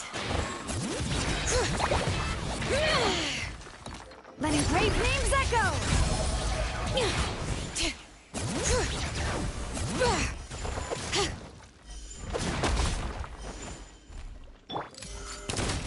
Watch out! All right. That should be it for the monsters. Yeah, it was easier than I thought. Oh, it also seems we're in good luck. The goods weren't damaged either. Strange, we didn't see any monsters on the way here.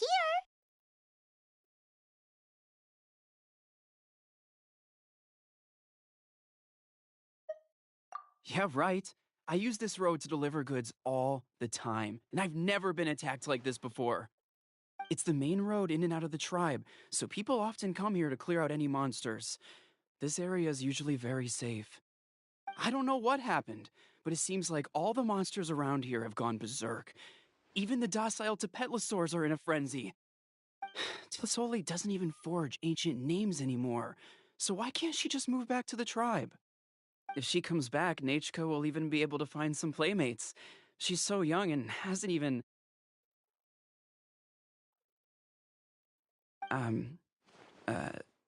Nachka's playmates.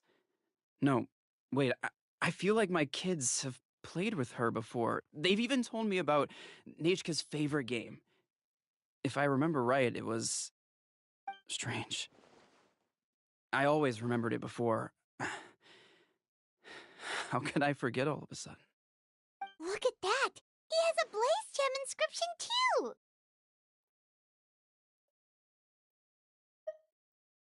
You should go back to the tribe. It seems like you had quite the scare today. We'll take the ingredients back for you. I'll carry these bags, and you two can carry the rest. If you say so.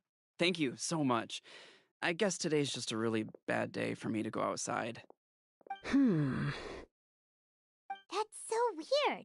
Why is everyone we run into today having trouble remembering stuff? Paimon's not sure how to say it, but she's got a strange feeling about this. Like it's all somehow related. Once you live long enough, you'll eventually start experiencing strange days like this. Let's bring the ingredients back. Otherwise, we won't have anything to eat tonight.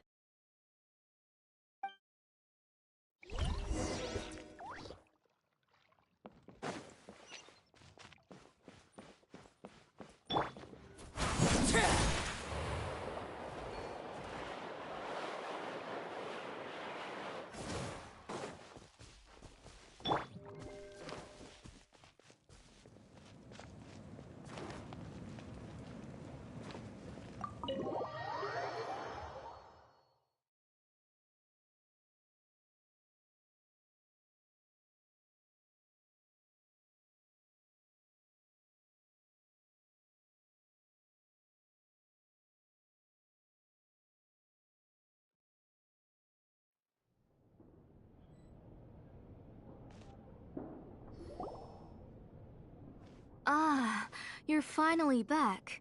What took you so long? I was starting to worry. Oh, yeah, we, ran into some small problems, but everything's fine now. Alright. As long as everything's okay now. You all have a seat. I'll get the food ready. It won't take long.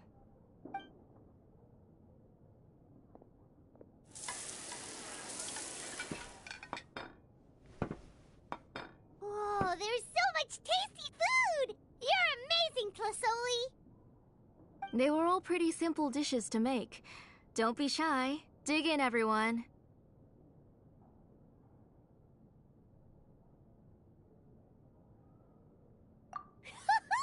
Paimon will help herself. Paimon will have some of this, and, this. Oh, and this! Ooh, yeah. Can I get another serving, please? You're done already? Do you even chew when you're eating? Of course! Didn't I say that I chew up the fish bones? I'll have just one more fish and leave the rest for Nechka. It's okay. Just go ahead and eat all you'd like. Nechka can't eat these dishes anyway. Her body is too weak to digest these kinds of things. I'll just make some broth for her.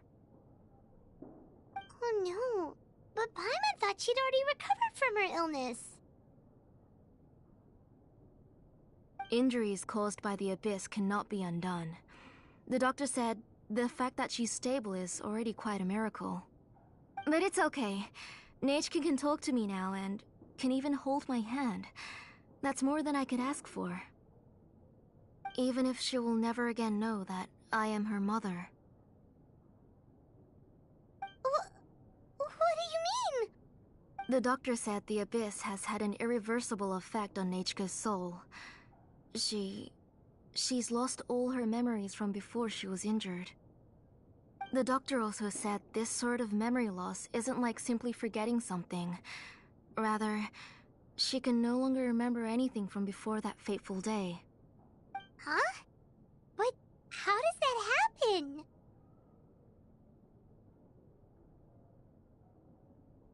You know about the woven scrolls that the Masters of the Night Wind use to record things, right? Well, generally speaking, forgetting things is like when the woven scrolls would gradually start to fade. As long as you repaint and weave the threads again, the faded memories will come back to life. But the case of Nechka's memory loss is as if her woven scroll had been cut in two, and the portion of the past was burnt to ashes. The books she loved to read, the flowers she took joy to grow, and the time she spent in this house were all cut off by the abyss, and can never be retrieved again. As one example of that, Nechka now only sees me as a strange, unfamiliar auntie who claims to be her mother. She's a good kid, and doesn't want to upset this lady who's been taking care of her so much, so she still calls me Mom. But I've always had a feeling that she's constantly wondering about things like, where is her real mother? Why is she stuck here in this house? Was she abandoned? Nechka really has no idea that her real mother is right in front of her, and has never left. So you plan on recreating Nechka's woven scroll, all by yourself? What do you mean? Or should I say, you've already started reweaving that scroll long ago.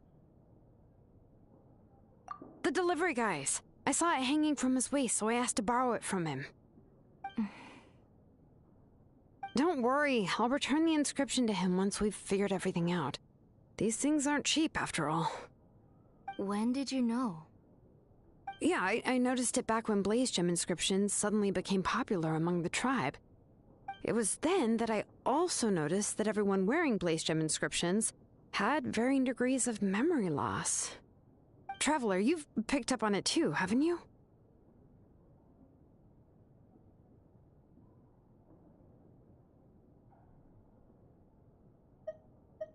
Accessories made using ancient names forging techniques. For what's only supposed to be a pretty souvenir, this inscription contains a phlogiston engraving with a truly overkill level of complexity. The shapes and patterns of these engravings are also identical to that of an ancient name. By making just a few slight adjustments to the layout and connections of the main pattern, you can pretty much qualify this blaze gem inscription as a bona fide ancient name. And yet, you've never told anyone about these engravings in the blaze gem inscriptions that can be activated at any time. Am I right, Auntie? I knew you were a sharp one, Shilonin. That's right. I have a way to cure Nechka and restore all her memories. It's actually quite simple. I want to forge an ancient name for Nechka that contains all of her past memories.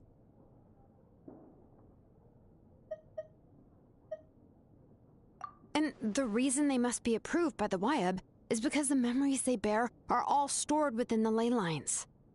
Extracting those memories from the ley lines requires the Wyab's assistance. But your plan wouldn't need you to do any of that, right, Auntie? Your blaze gem inscriptions will help you complete that part of your plan in the ley line's place. You will use the inscriptions to form a massive memory bank for Nechka. And the ancient names you're trying to forge will be used to extract corresponding memories from the memory bank. A memory bank? Wait, so the reason all those people were having trouble remembering stuff is because the blaze gem inscriptions took away any memories related to Nechka? Using other people's memories of Nechka to reconstruct her past? This is the first time I've heard of such an idea. You've seen through my plans, Shilonin. You're as outstanding as ever. Far more brilliant than me. I intend to use this method to collate all the memories related to Nechka and allow her to regain her past again. But wouldn't extracting memories like that hurt the person carrying the blaze gem inscription? Not at all. Every time a blaze gem inscription extracts memories, the process is under my precise control. That way, there's no chance of anyone in the tribe getting hurt. This is the central inscription that controls all the other blaze gem inscriptions, which will also soon serve as Nechka's ancient name. You made all of this yourself, plus Oli? Yes, it was lots and lots of work. It was truly exhausting. Or perhaps I've just grown old. You saw it yourself. I nearly fainted just from being in the sun. I could collapse tomorrow, or even in the next few moments. But Nechka's ancient name is still far from completion. I've solved the issue of storing memories, but I still don't know how to connect Nechka up to this central inscription. I've thought you just modify your own ancient name. I considered it, but this matter doesn't have anything to do with my ancient name. It's of no help to me, and I don't need its help now. You know the price to pay for making something like this. Yes, I do. But as long as I can get my Nechka back, I'm willing to do whatever it takes. Otherwise, Nechka won't have any chance of reclaiming her past once I'm dead and gone. She won't remember me, and she won't even remember why her name is Nechka. When that time comes, she'll be left to drift around the world all alone, unknowing of where she came from or where she should go. She is my daughter, the one to whom I gave the Nechka name. Whether it be as her mother or as a name engraver, I can't simply stand by and let her name disappear. Shilonin?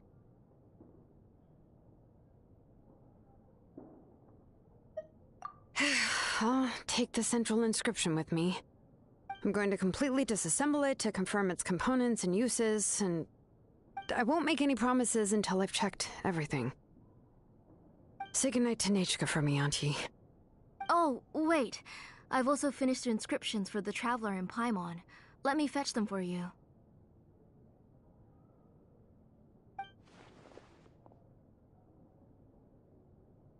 I'm sorry it took me so long to finish them. Hold on, Auntie. The Traveler and Paimon have never met Nechka before, so you can't draw any memories from them. That wasn't my intention. They're just ordinary gifts. Please, take them. Huh? What was that noise? Nachka must have woken up and wants to get out of bed on her own. Sorry, I'll go check on her first. Nachka, don't try to get out of bed. Just tell Mom if you need anything. You go ahead and take care of Nachka, Auntie. Let's go, Traveler and Paimon. There are a few things I want to tell you.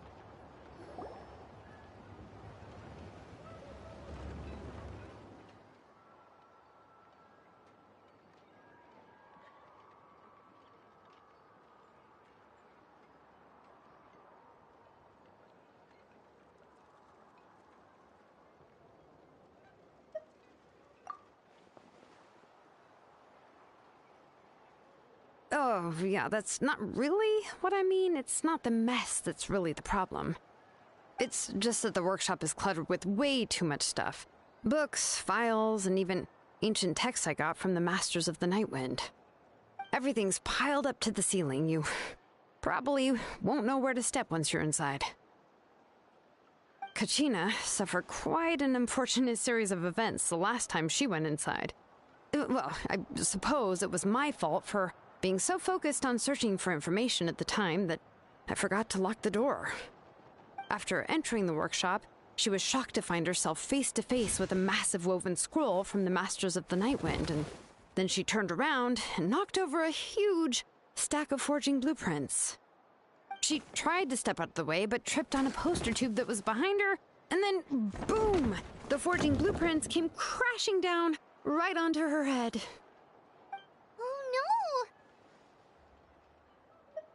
She's lucky I noticed in time. I found Kachina in a daze and managed to save her before an entire set of the history of the Children of Echoes was about to bury her. I then dragged her up to the second floor. Ever since then, Kachina always waits outside the door and doesn't dare take a step in whenever she comes to see me. Yeah, you're an artisan and craftswoman after all. We thought there would be weapons and armor hanging all over the place. But it seems more like a library than a workshop. Well, my primary work is forging ancient names, which is much trickier than making swords and tools. Aside from the necessary craftsmanship, I also need to consult many ancient texts. You probably already know that each ancient name represents a certain spirit, behind which are countless related stories to support it.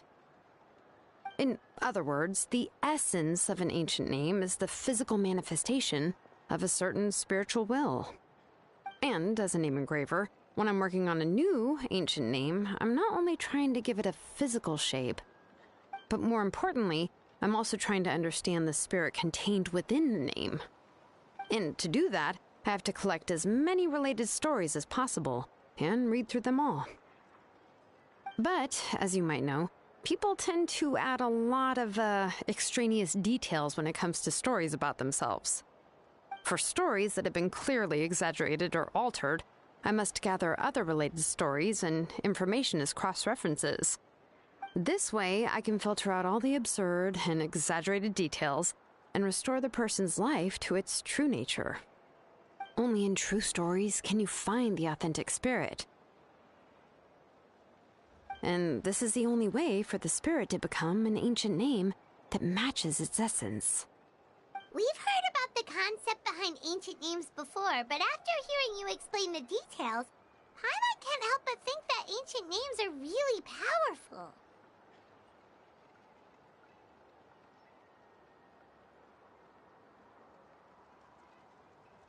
Well, no matter how powerful ancient names could be, they would never be able to suddenly turn into a blade or allow you to smash through an entire cliff in one punch.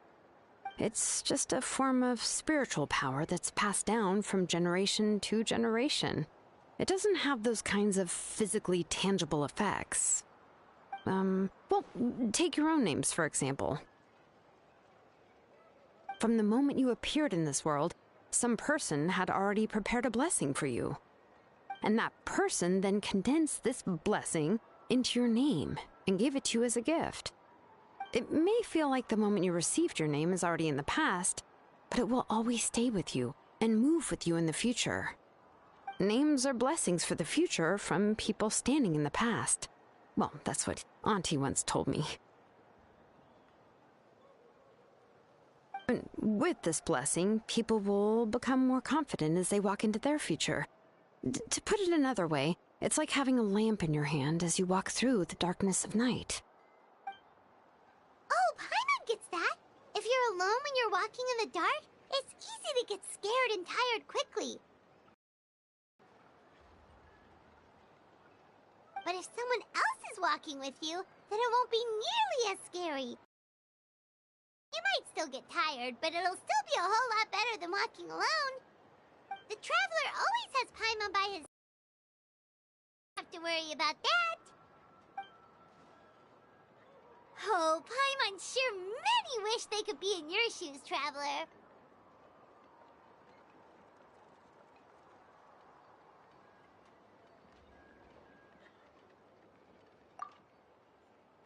Paimon's always flying. Of course it gets tiring. But we're getting off topic. We can talk about that later.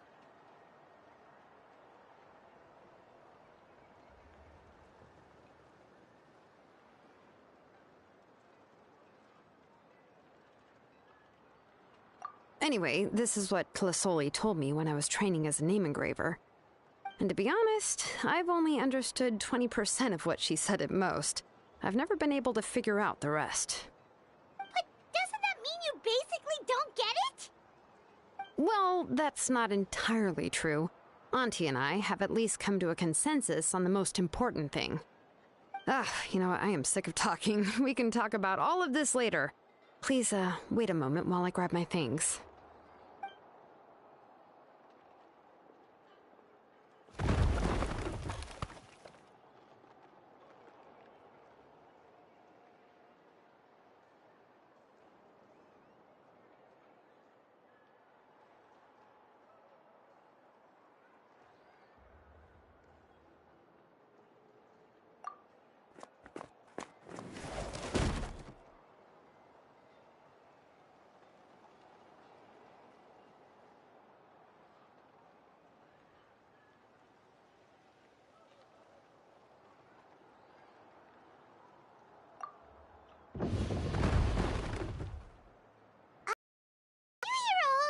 Of something collapse in there just now?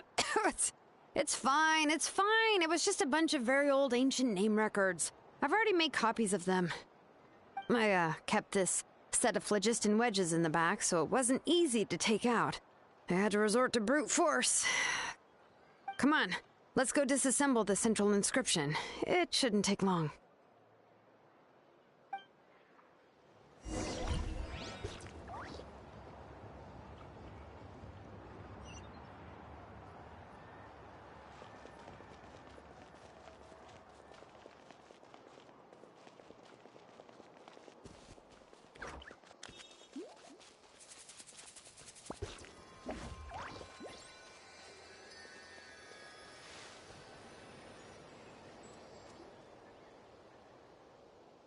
Here we are. This is the place.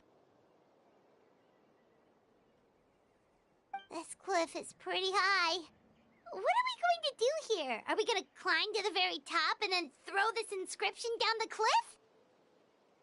I'm going to use phlogiston to make an engraving circle on the cliff wall. That will allow me to investigate the internals of the central inscription. Now let me see if this thing can even turn on. I was still an apprentice last time I used it.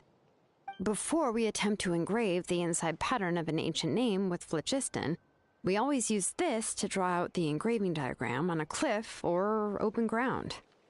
Only after we've confirmed that phlogiston can flow properly through the internal engravings can we start formally working on the small internal engravings of the ancient name. If we want to dismantle the central inscription in a non-destructive manner, we'll have to use this thing. I really don't want to engrave such a large diagram with my bare hands. Oh, so you'll be able to see what it looks like on the inside without ruining Tlasoli's inscription? For the most part. If it were just an ordinary unfinished ancient name piece, I'd just take it apart and pour phlogiston into the internal engravings to see everything. But since it's a central inscription, it would be better not to destroy the blessing that Auntie has prepared for Nichka. So, Shilonen, does this central inscription fall under the 20% you understand about ancient names, or the other 80% you don't understand?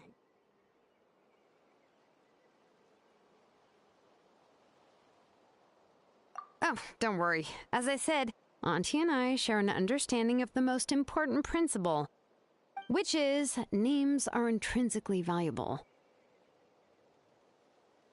Only by having names can things be sorted and categorized. They allow the world to become more orderly and identifiable. For example, when I order ore, I would usually say I need volcanic crystals of about 35% purity and no more than 3% of impurities. Without specific names, I would only be able to go to the ore merchant and say, I want this and this. No, this isn't it. That one. No, not that one either. Yeah, you see what I mean? Names are a crucial part of how we standardize our workflow. Without names, the work would be impossible.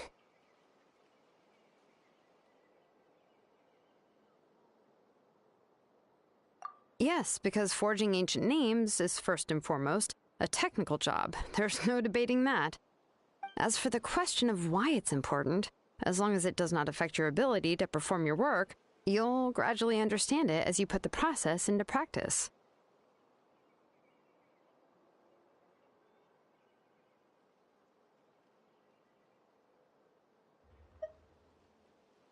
After all, creating an ancient name is quite the complicated process.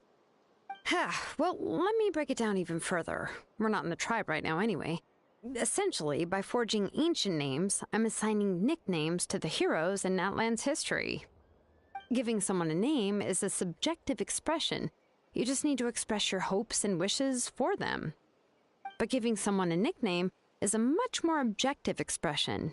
To come up with a fitting and accurate nickname requires much thought and observation. If ancient names or nicknames aren't descriptive enough, no one will remember them anyway. So the best I can do is gather all the information I could and try to come up with the most fitting nicknames possible. Even a minor mistake in the process could cause people to misunderstand the nickname. For a name engraver such as myself, such mistakes would be considered a major blunder.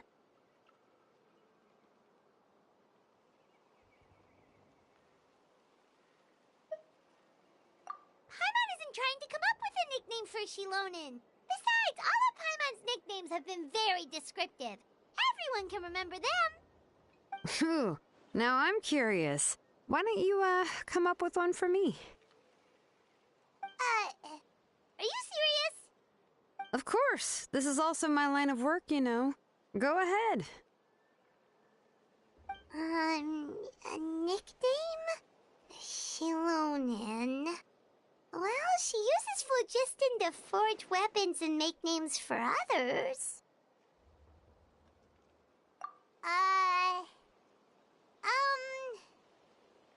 Smith?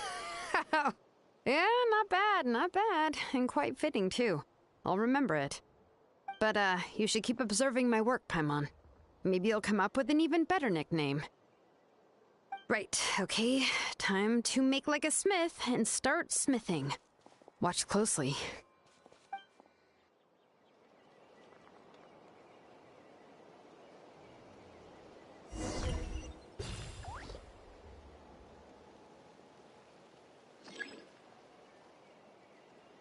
Bring it! Adjust the inclination by 2 degrees. Stop. The error margin is within an acceptable amount, but I'll extend the inscription link a little more just to be safe. I'll leave some space here. And when the linked engravings are activated, the inscriptions here will overlap with each other.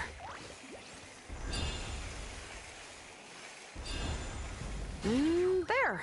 That should complete the flow.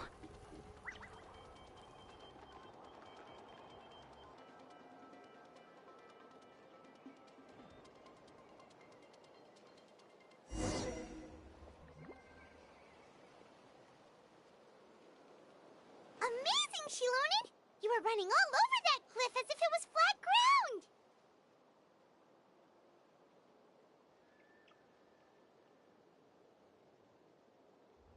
Oh no, it doesn't have anything to do with my tribe. It's just the, phlogiston adhesive I have on my shoes. But after all that running around, I'll have to infuse them with more phlogiston again. Huh. I should prepare a spare supply of phlogiston to bring with me next time.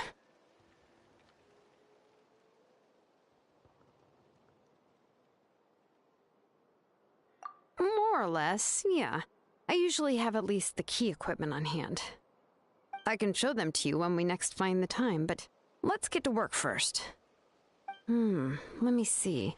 Start with Anchor 1 and activate it with Density 3 phlogiston.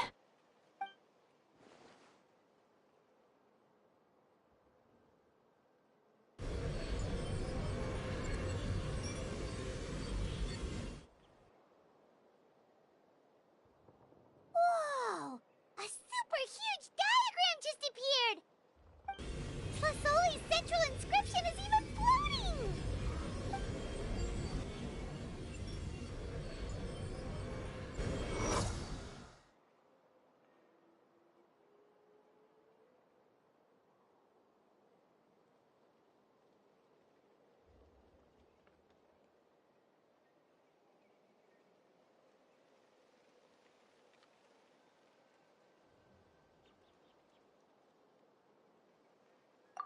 So are you done checking the inscription, Shilonen? How does it look? I didn't find any anomalies in the phlogiston engraving. All the adjustments are indeed based on ancient name engraving techniques.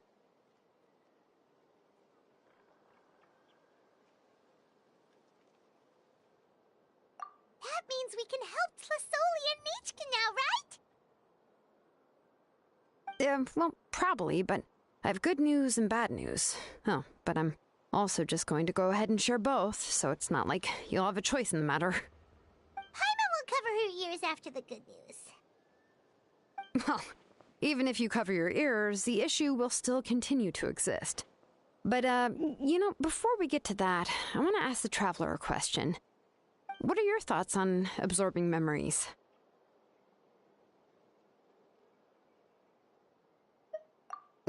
I knew you felt the same way, and that'll save me some initial explanation. I've never been very good at that anyway. It's, hard to control the absorption of memories. Technically speaking, this type of inscription has the power to do far more than absorb memories related to a single person. By herself, Auntie can't handle that level and scope of work, but if she has accomplices, it is completely possible for her to use this inscription to accomplish far bigger things. Accomplices? You make it sound like she's committing a crime! Well, here's the good news. Yes, this Blaze Gem inscription would be the perfect tool to commit crimes, but we haven't found any accomplices or signs that she intends to put it to such uses. From a purely objective standpoint, we can consider that possibility as yet to be confirmed for now. The bad news is, there's still an underlying problem with this Blaze Gem inscription that cannot be ignored. I believe I've mentioned this before. Ancient names operate with the help of the Wyab, granting them the power to read information kept in the ley lines. In this process, the Wyab actually function like relays, helping the ancient name bearer sense the information from within the ley lines. If you remove the Wyab from the process and don't use any tools, then finding a specific story is akin to trying to scoop up a specific grain of sand from a rushing river.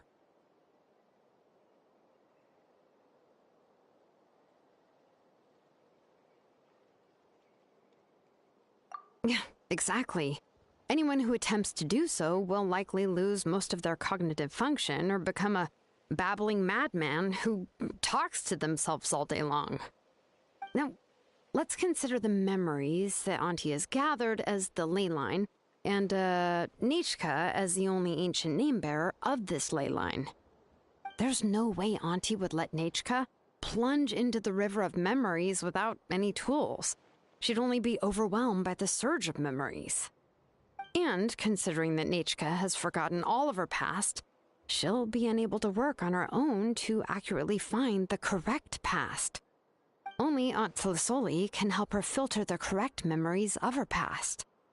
So, if my hypothesis is correct, Auntie is actually planning on turning herself into Nichka's Wyab to help her extract the corresponding memories in the different situations she may face. In an ideal world, this would be perfectly fine, as long as every extracted memory is correct. Nichka would essentially be getting her past back. And I also believe that there won't be any mistakes in everything that Auntie remembers about Nichka. But Auntie is not a Wyab. Her body won't be able to handle the load for long.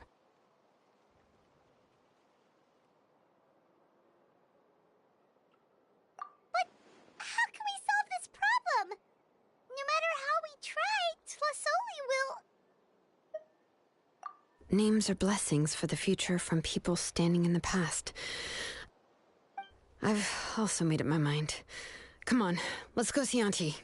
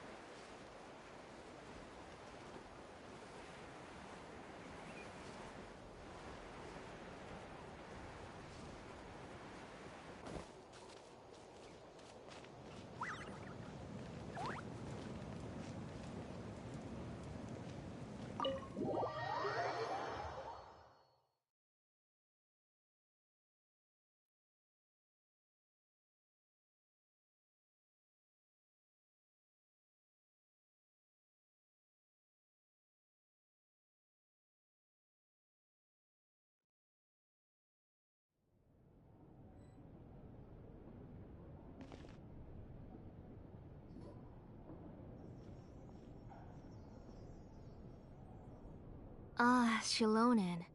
It looks like you've made your decision. Am I right? Yes, here's some research that I've done.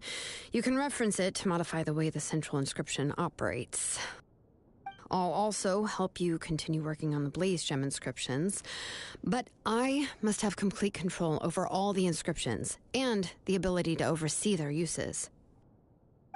The memories that can be absorbed by the inscription will be limited solely to Nichka's past. We'll plan a set time frame together from which the memories can be drawn from shortly. If you attempt to extract any memories beyond this scope, then I'll consider that as committing a criminal act and halt all work related to the central inscription. After the memory bank is constructed, the Blaze Gem inscription's absorption functions must be stopped immediately. Only functionalities for outputting memories will be kept. I accept. Thank you, Shilonen. I really...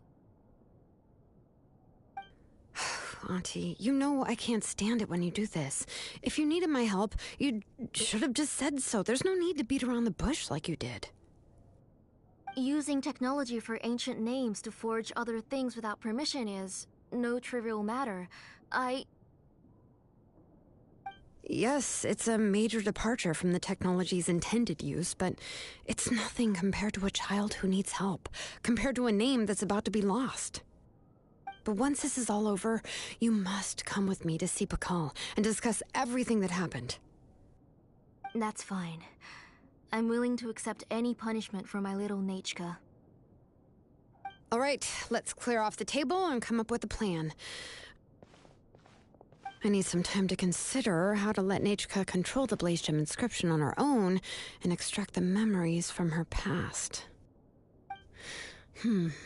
Oh, by the way, did you give the book to Nechka? How could I just hand her a birthday present that you specially brought for her? I've picked out a box and packaged it up. Wait till her birthday and then bring it to her. It'll be a nice surprise. No, it's just an old book. There's no need to...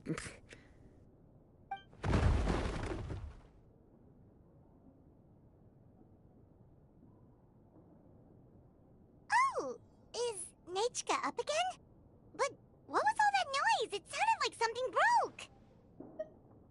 Uh-oh! What if something fell on her? We should check. Paimon will go have a look. Nechka, don't hurt yourself. Shilonen, is that you? You're Nechka? How many times have I told you? Don't get out of bed on your own. You were running a fever yesterday. Hello, Nechka. Thank you for the book. I've already read it several times. You've already read it? But didn't Tlasoli package up the book that Shilonen brought?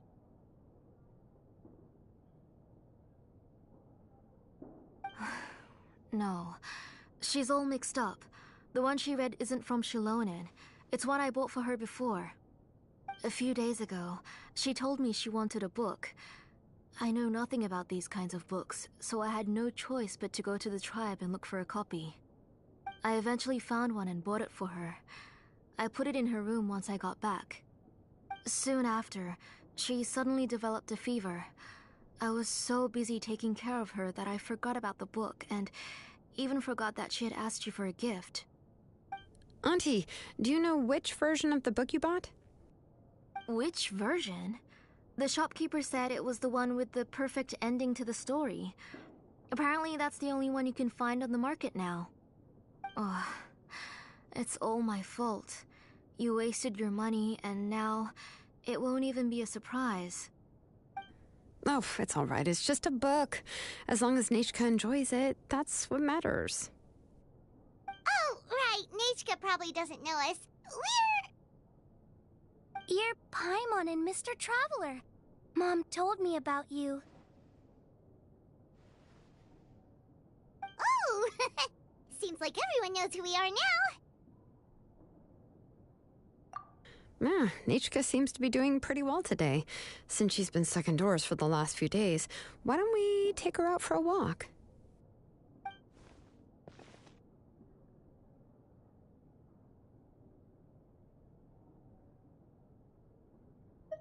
Take her for a walk. But considering her condition, I don't think she...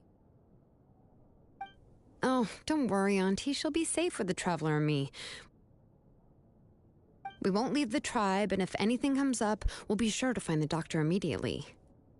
Besides, it's her birthday in a few days, and we need to go to the tribe to buy some things. Let's give her a proper celebration. What do you think, Auntie? I promise I'll be good, Mom. Didn't you say before that I need more fresh air? All right. As you wish. I also happen to have a few repaired Blaze Gem inscriptions that I need to get back to the tribe. We can go together. Wait for a moment. I'll go get Nechka's water bottle and some towels. Some medicine. Oh, and a parasol.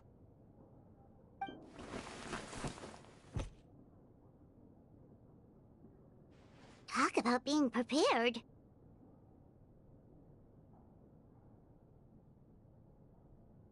It doesn't hurt to be prepared. Okay, let's go. Please be good now, Nachka. Don't cause any trouble for Shilonen and the others. Oh, you can let me carry these. And don't be a stranger, Nachka. Feel free to tell us anything. And even I was quite a handful for Auntie when I was little. Yeah! It's not often you get to go out to play, so just have fun. Everything will be fine.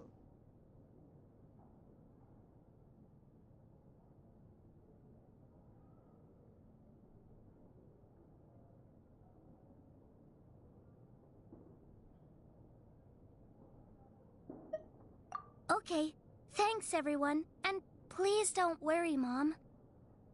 I'll be good.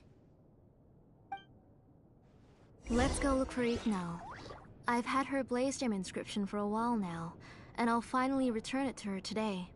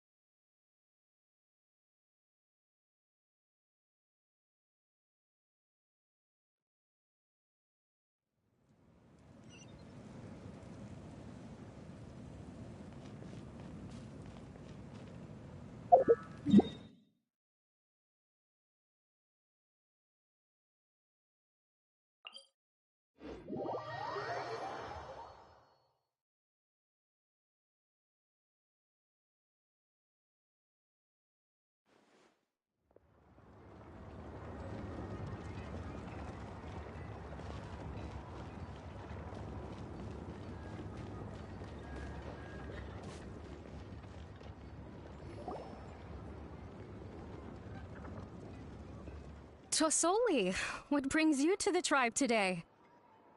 Oh, and Nichka too! Oh, she seems to be doing much better now. She's even out and about. I'm sure it won't be long before she'll be playing with Chanil and the others. I hope so. Here, Igno. This is your inscription. I've finished repairing it. Oh, thank you for bringing it back for me. Oh, by the way, I came across a piece of good quality ore a while ago. I was thinking of using it to make some pretty jewelry for little Nachka. I remember that Nachka would become so happy every time she saw a shiny ring. Right, Nachka? I'm sure she'd love that. Thank you. My pleasure. Give me a moment. I'll bring the ore. Oh, I can make the jewelry for her. What kind would you like, Nichka? I would like... something shaped like an embercore flower would be nice. She was always asking me before to make her an ancient name with an embercore flower design. Mm-hmm, noted. I'll make that as a gift for her next birthday. Sorry, Nichka. It won't be a surprise for you. That's okay. Thank you, Shilonen. Found it! Sorry to keep you waiting. Here, please take it. By the way, Nachka, feel free to write to me if you ever want to know more about ores. Well, I was shocked last time when you wrote me out of the blue asking for a volcanic crystal. Sorry about that. She can hardly contain her curiosity now that she started to recover.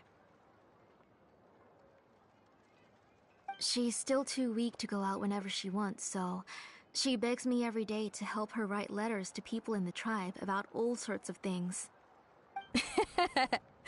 That's how you know she's one of the children of Echoes. It's normal for us to be interested in ore. Everything's looking up! Oh, we're just like the main character in the new version of To Kill the Brave, when he was about to save his brother Remak.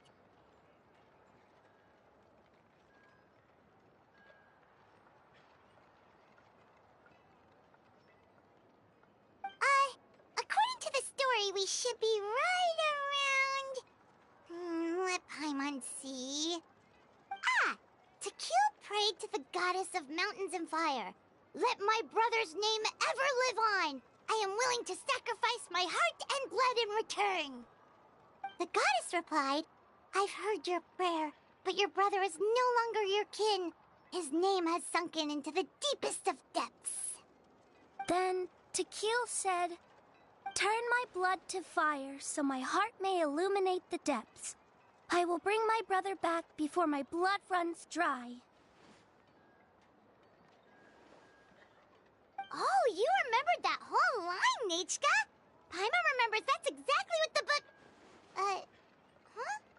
Wait, what did the book say?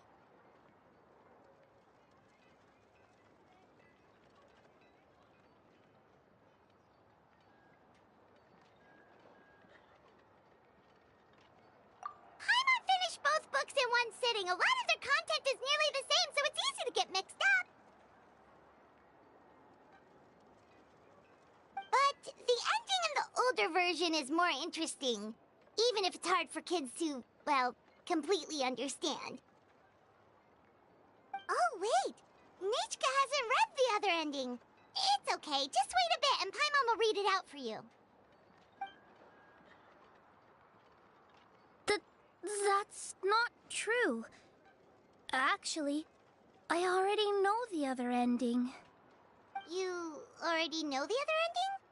But didn't you only read the edition your mom got for you? Hey, what are you all chatting about so happily? Huh? Mom, Mr. Traveler and I were just talking about the ending of that book. We were just talking about how the bad guy was defeated and everyone returned home safely. It's a really happy ending. Aren't happy endings always nice? But if you already read the whole thing, then what will Mom have to read to you at bedtime? Guess you'll have to go to bed early tonight, but I'll buy you some more fairy tales next time, okay? Okay, Mom. It's pretty good quality. I'll be able to give Nechka a beautiful and durable piece of jewelry for her next birthday.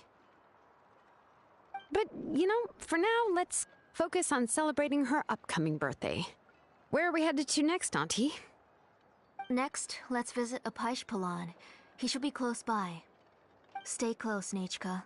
Don't go too far. Yes, Mom.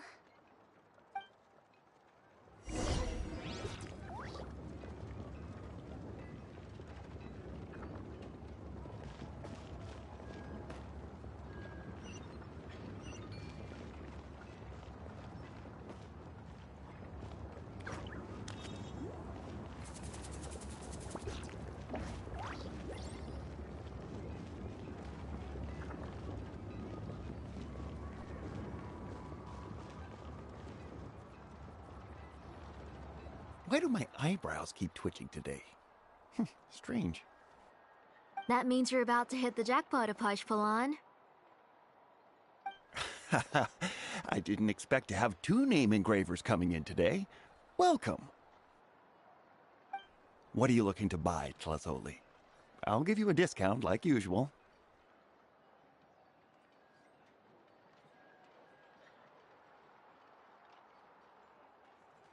Whoa! Offering a discount just like that? Tlazoli sure has connections. She was once our name engraver, and did a lot for the tribe. It's only fair that I offer her a discount. Thank you for your generosity. I've finished repairing your blaze gem inscription. Here, have a look. Come on, Nechka, say thank you. Thank you, sir. Oh, so this is Nechka. Tlazoli has shown me some pictures before. It looks like you're doing much better now. How about this? Go ahead and pick anything you'd like from the store. Think of it as a gift from me. No, that's all right. Mom told me that you've already given a lot to our family. Oh, well, that was for your family. I've never given anything just for you. If you don't feel like it, you can also let your mom choose for you. Oh, no need to stand on ceremony, Auntie. Go ahead and pick something for Nechka. His drills and small clamps are good quality. The measurements of each part are exact, and they're always very durable. I always come here to buy things if I find myself in a pinch. Oh, do you have any child-friendly safety scissors? I remember seeing a few different styles. I have a few in stock, but I put them in the back. Let me bring some out for you to pick. Oh, no need to bring them all the way here. Why don't we just go in the back and choose there? It should only take a moment. I don't know much about that kind of scissors. Why don't you just go yourself and... Well, there are too many different designs and varieties of kid scissors. If you don't come and help me choose, I won't be able to pick one that Nachka would like. Come on, Auntie. It'll only take a moment.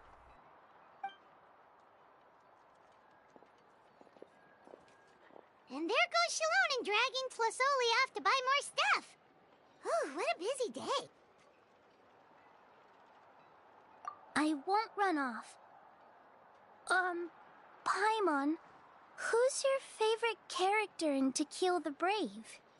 Paimon's favorite? To Kill, of course. He went through a lot to rescue his family. In the old version of the story, he was never able to reunite with his family, but he was still really strong and fought as best as he could. What about you, Nichka? Which character do you like? I like Remak. Oh, the one who was possessed by Quatlique, but never forgot his brother Tequil. He was also an amazing character. If it wasn't for his determination, both he and his brother would have been defeated by Quatlique in the final battle.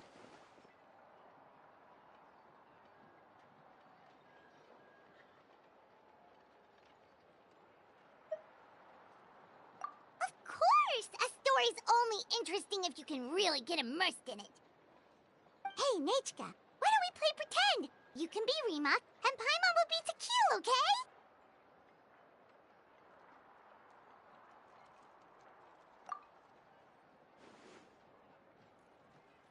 Mr. Traveler, can I play the role of Quatlique?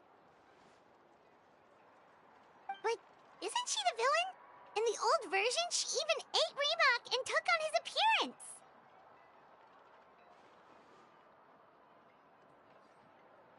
Ah, right. She read the version with a happy ending. And that one, Quatlique was defeated and the brothers both survived.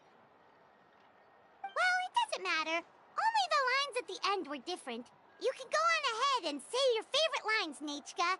Paimon's read both versions, so she'll be able to play along. My favorite line is the one from the end. It's... Come here, Nachka. Look at you. You're sweating. Mom! Let me wipe your forehead. Now, drink some water. This child. You forget everything as soon as you start playing. We've picked something up for Nachka. A Paishpalan will deliver it to Auntie's house once he's packaged it up. How was Nachka? Oh, we were just about to get to the exciting part.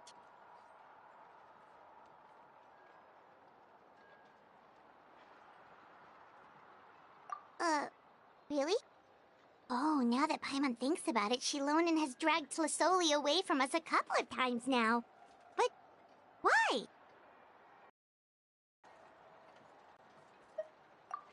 Let's talk later. Just trust me and act normal for now. Oh, we should head to our last stop, Auntie. It's real hot today, and we shouldn't let Nachka be in the heat for too long. Right. Let's go see Chevin and head back home.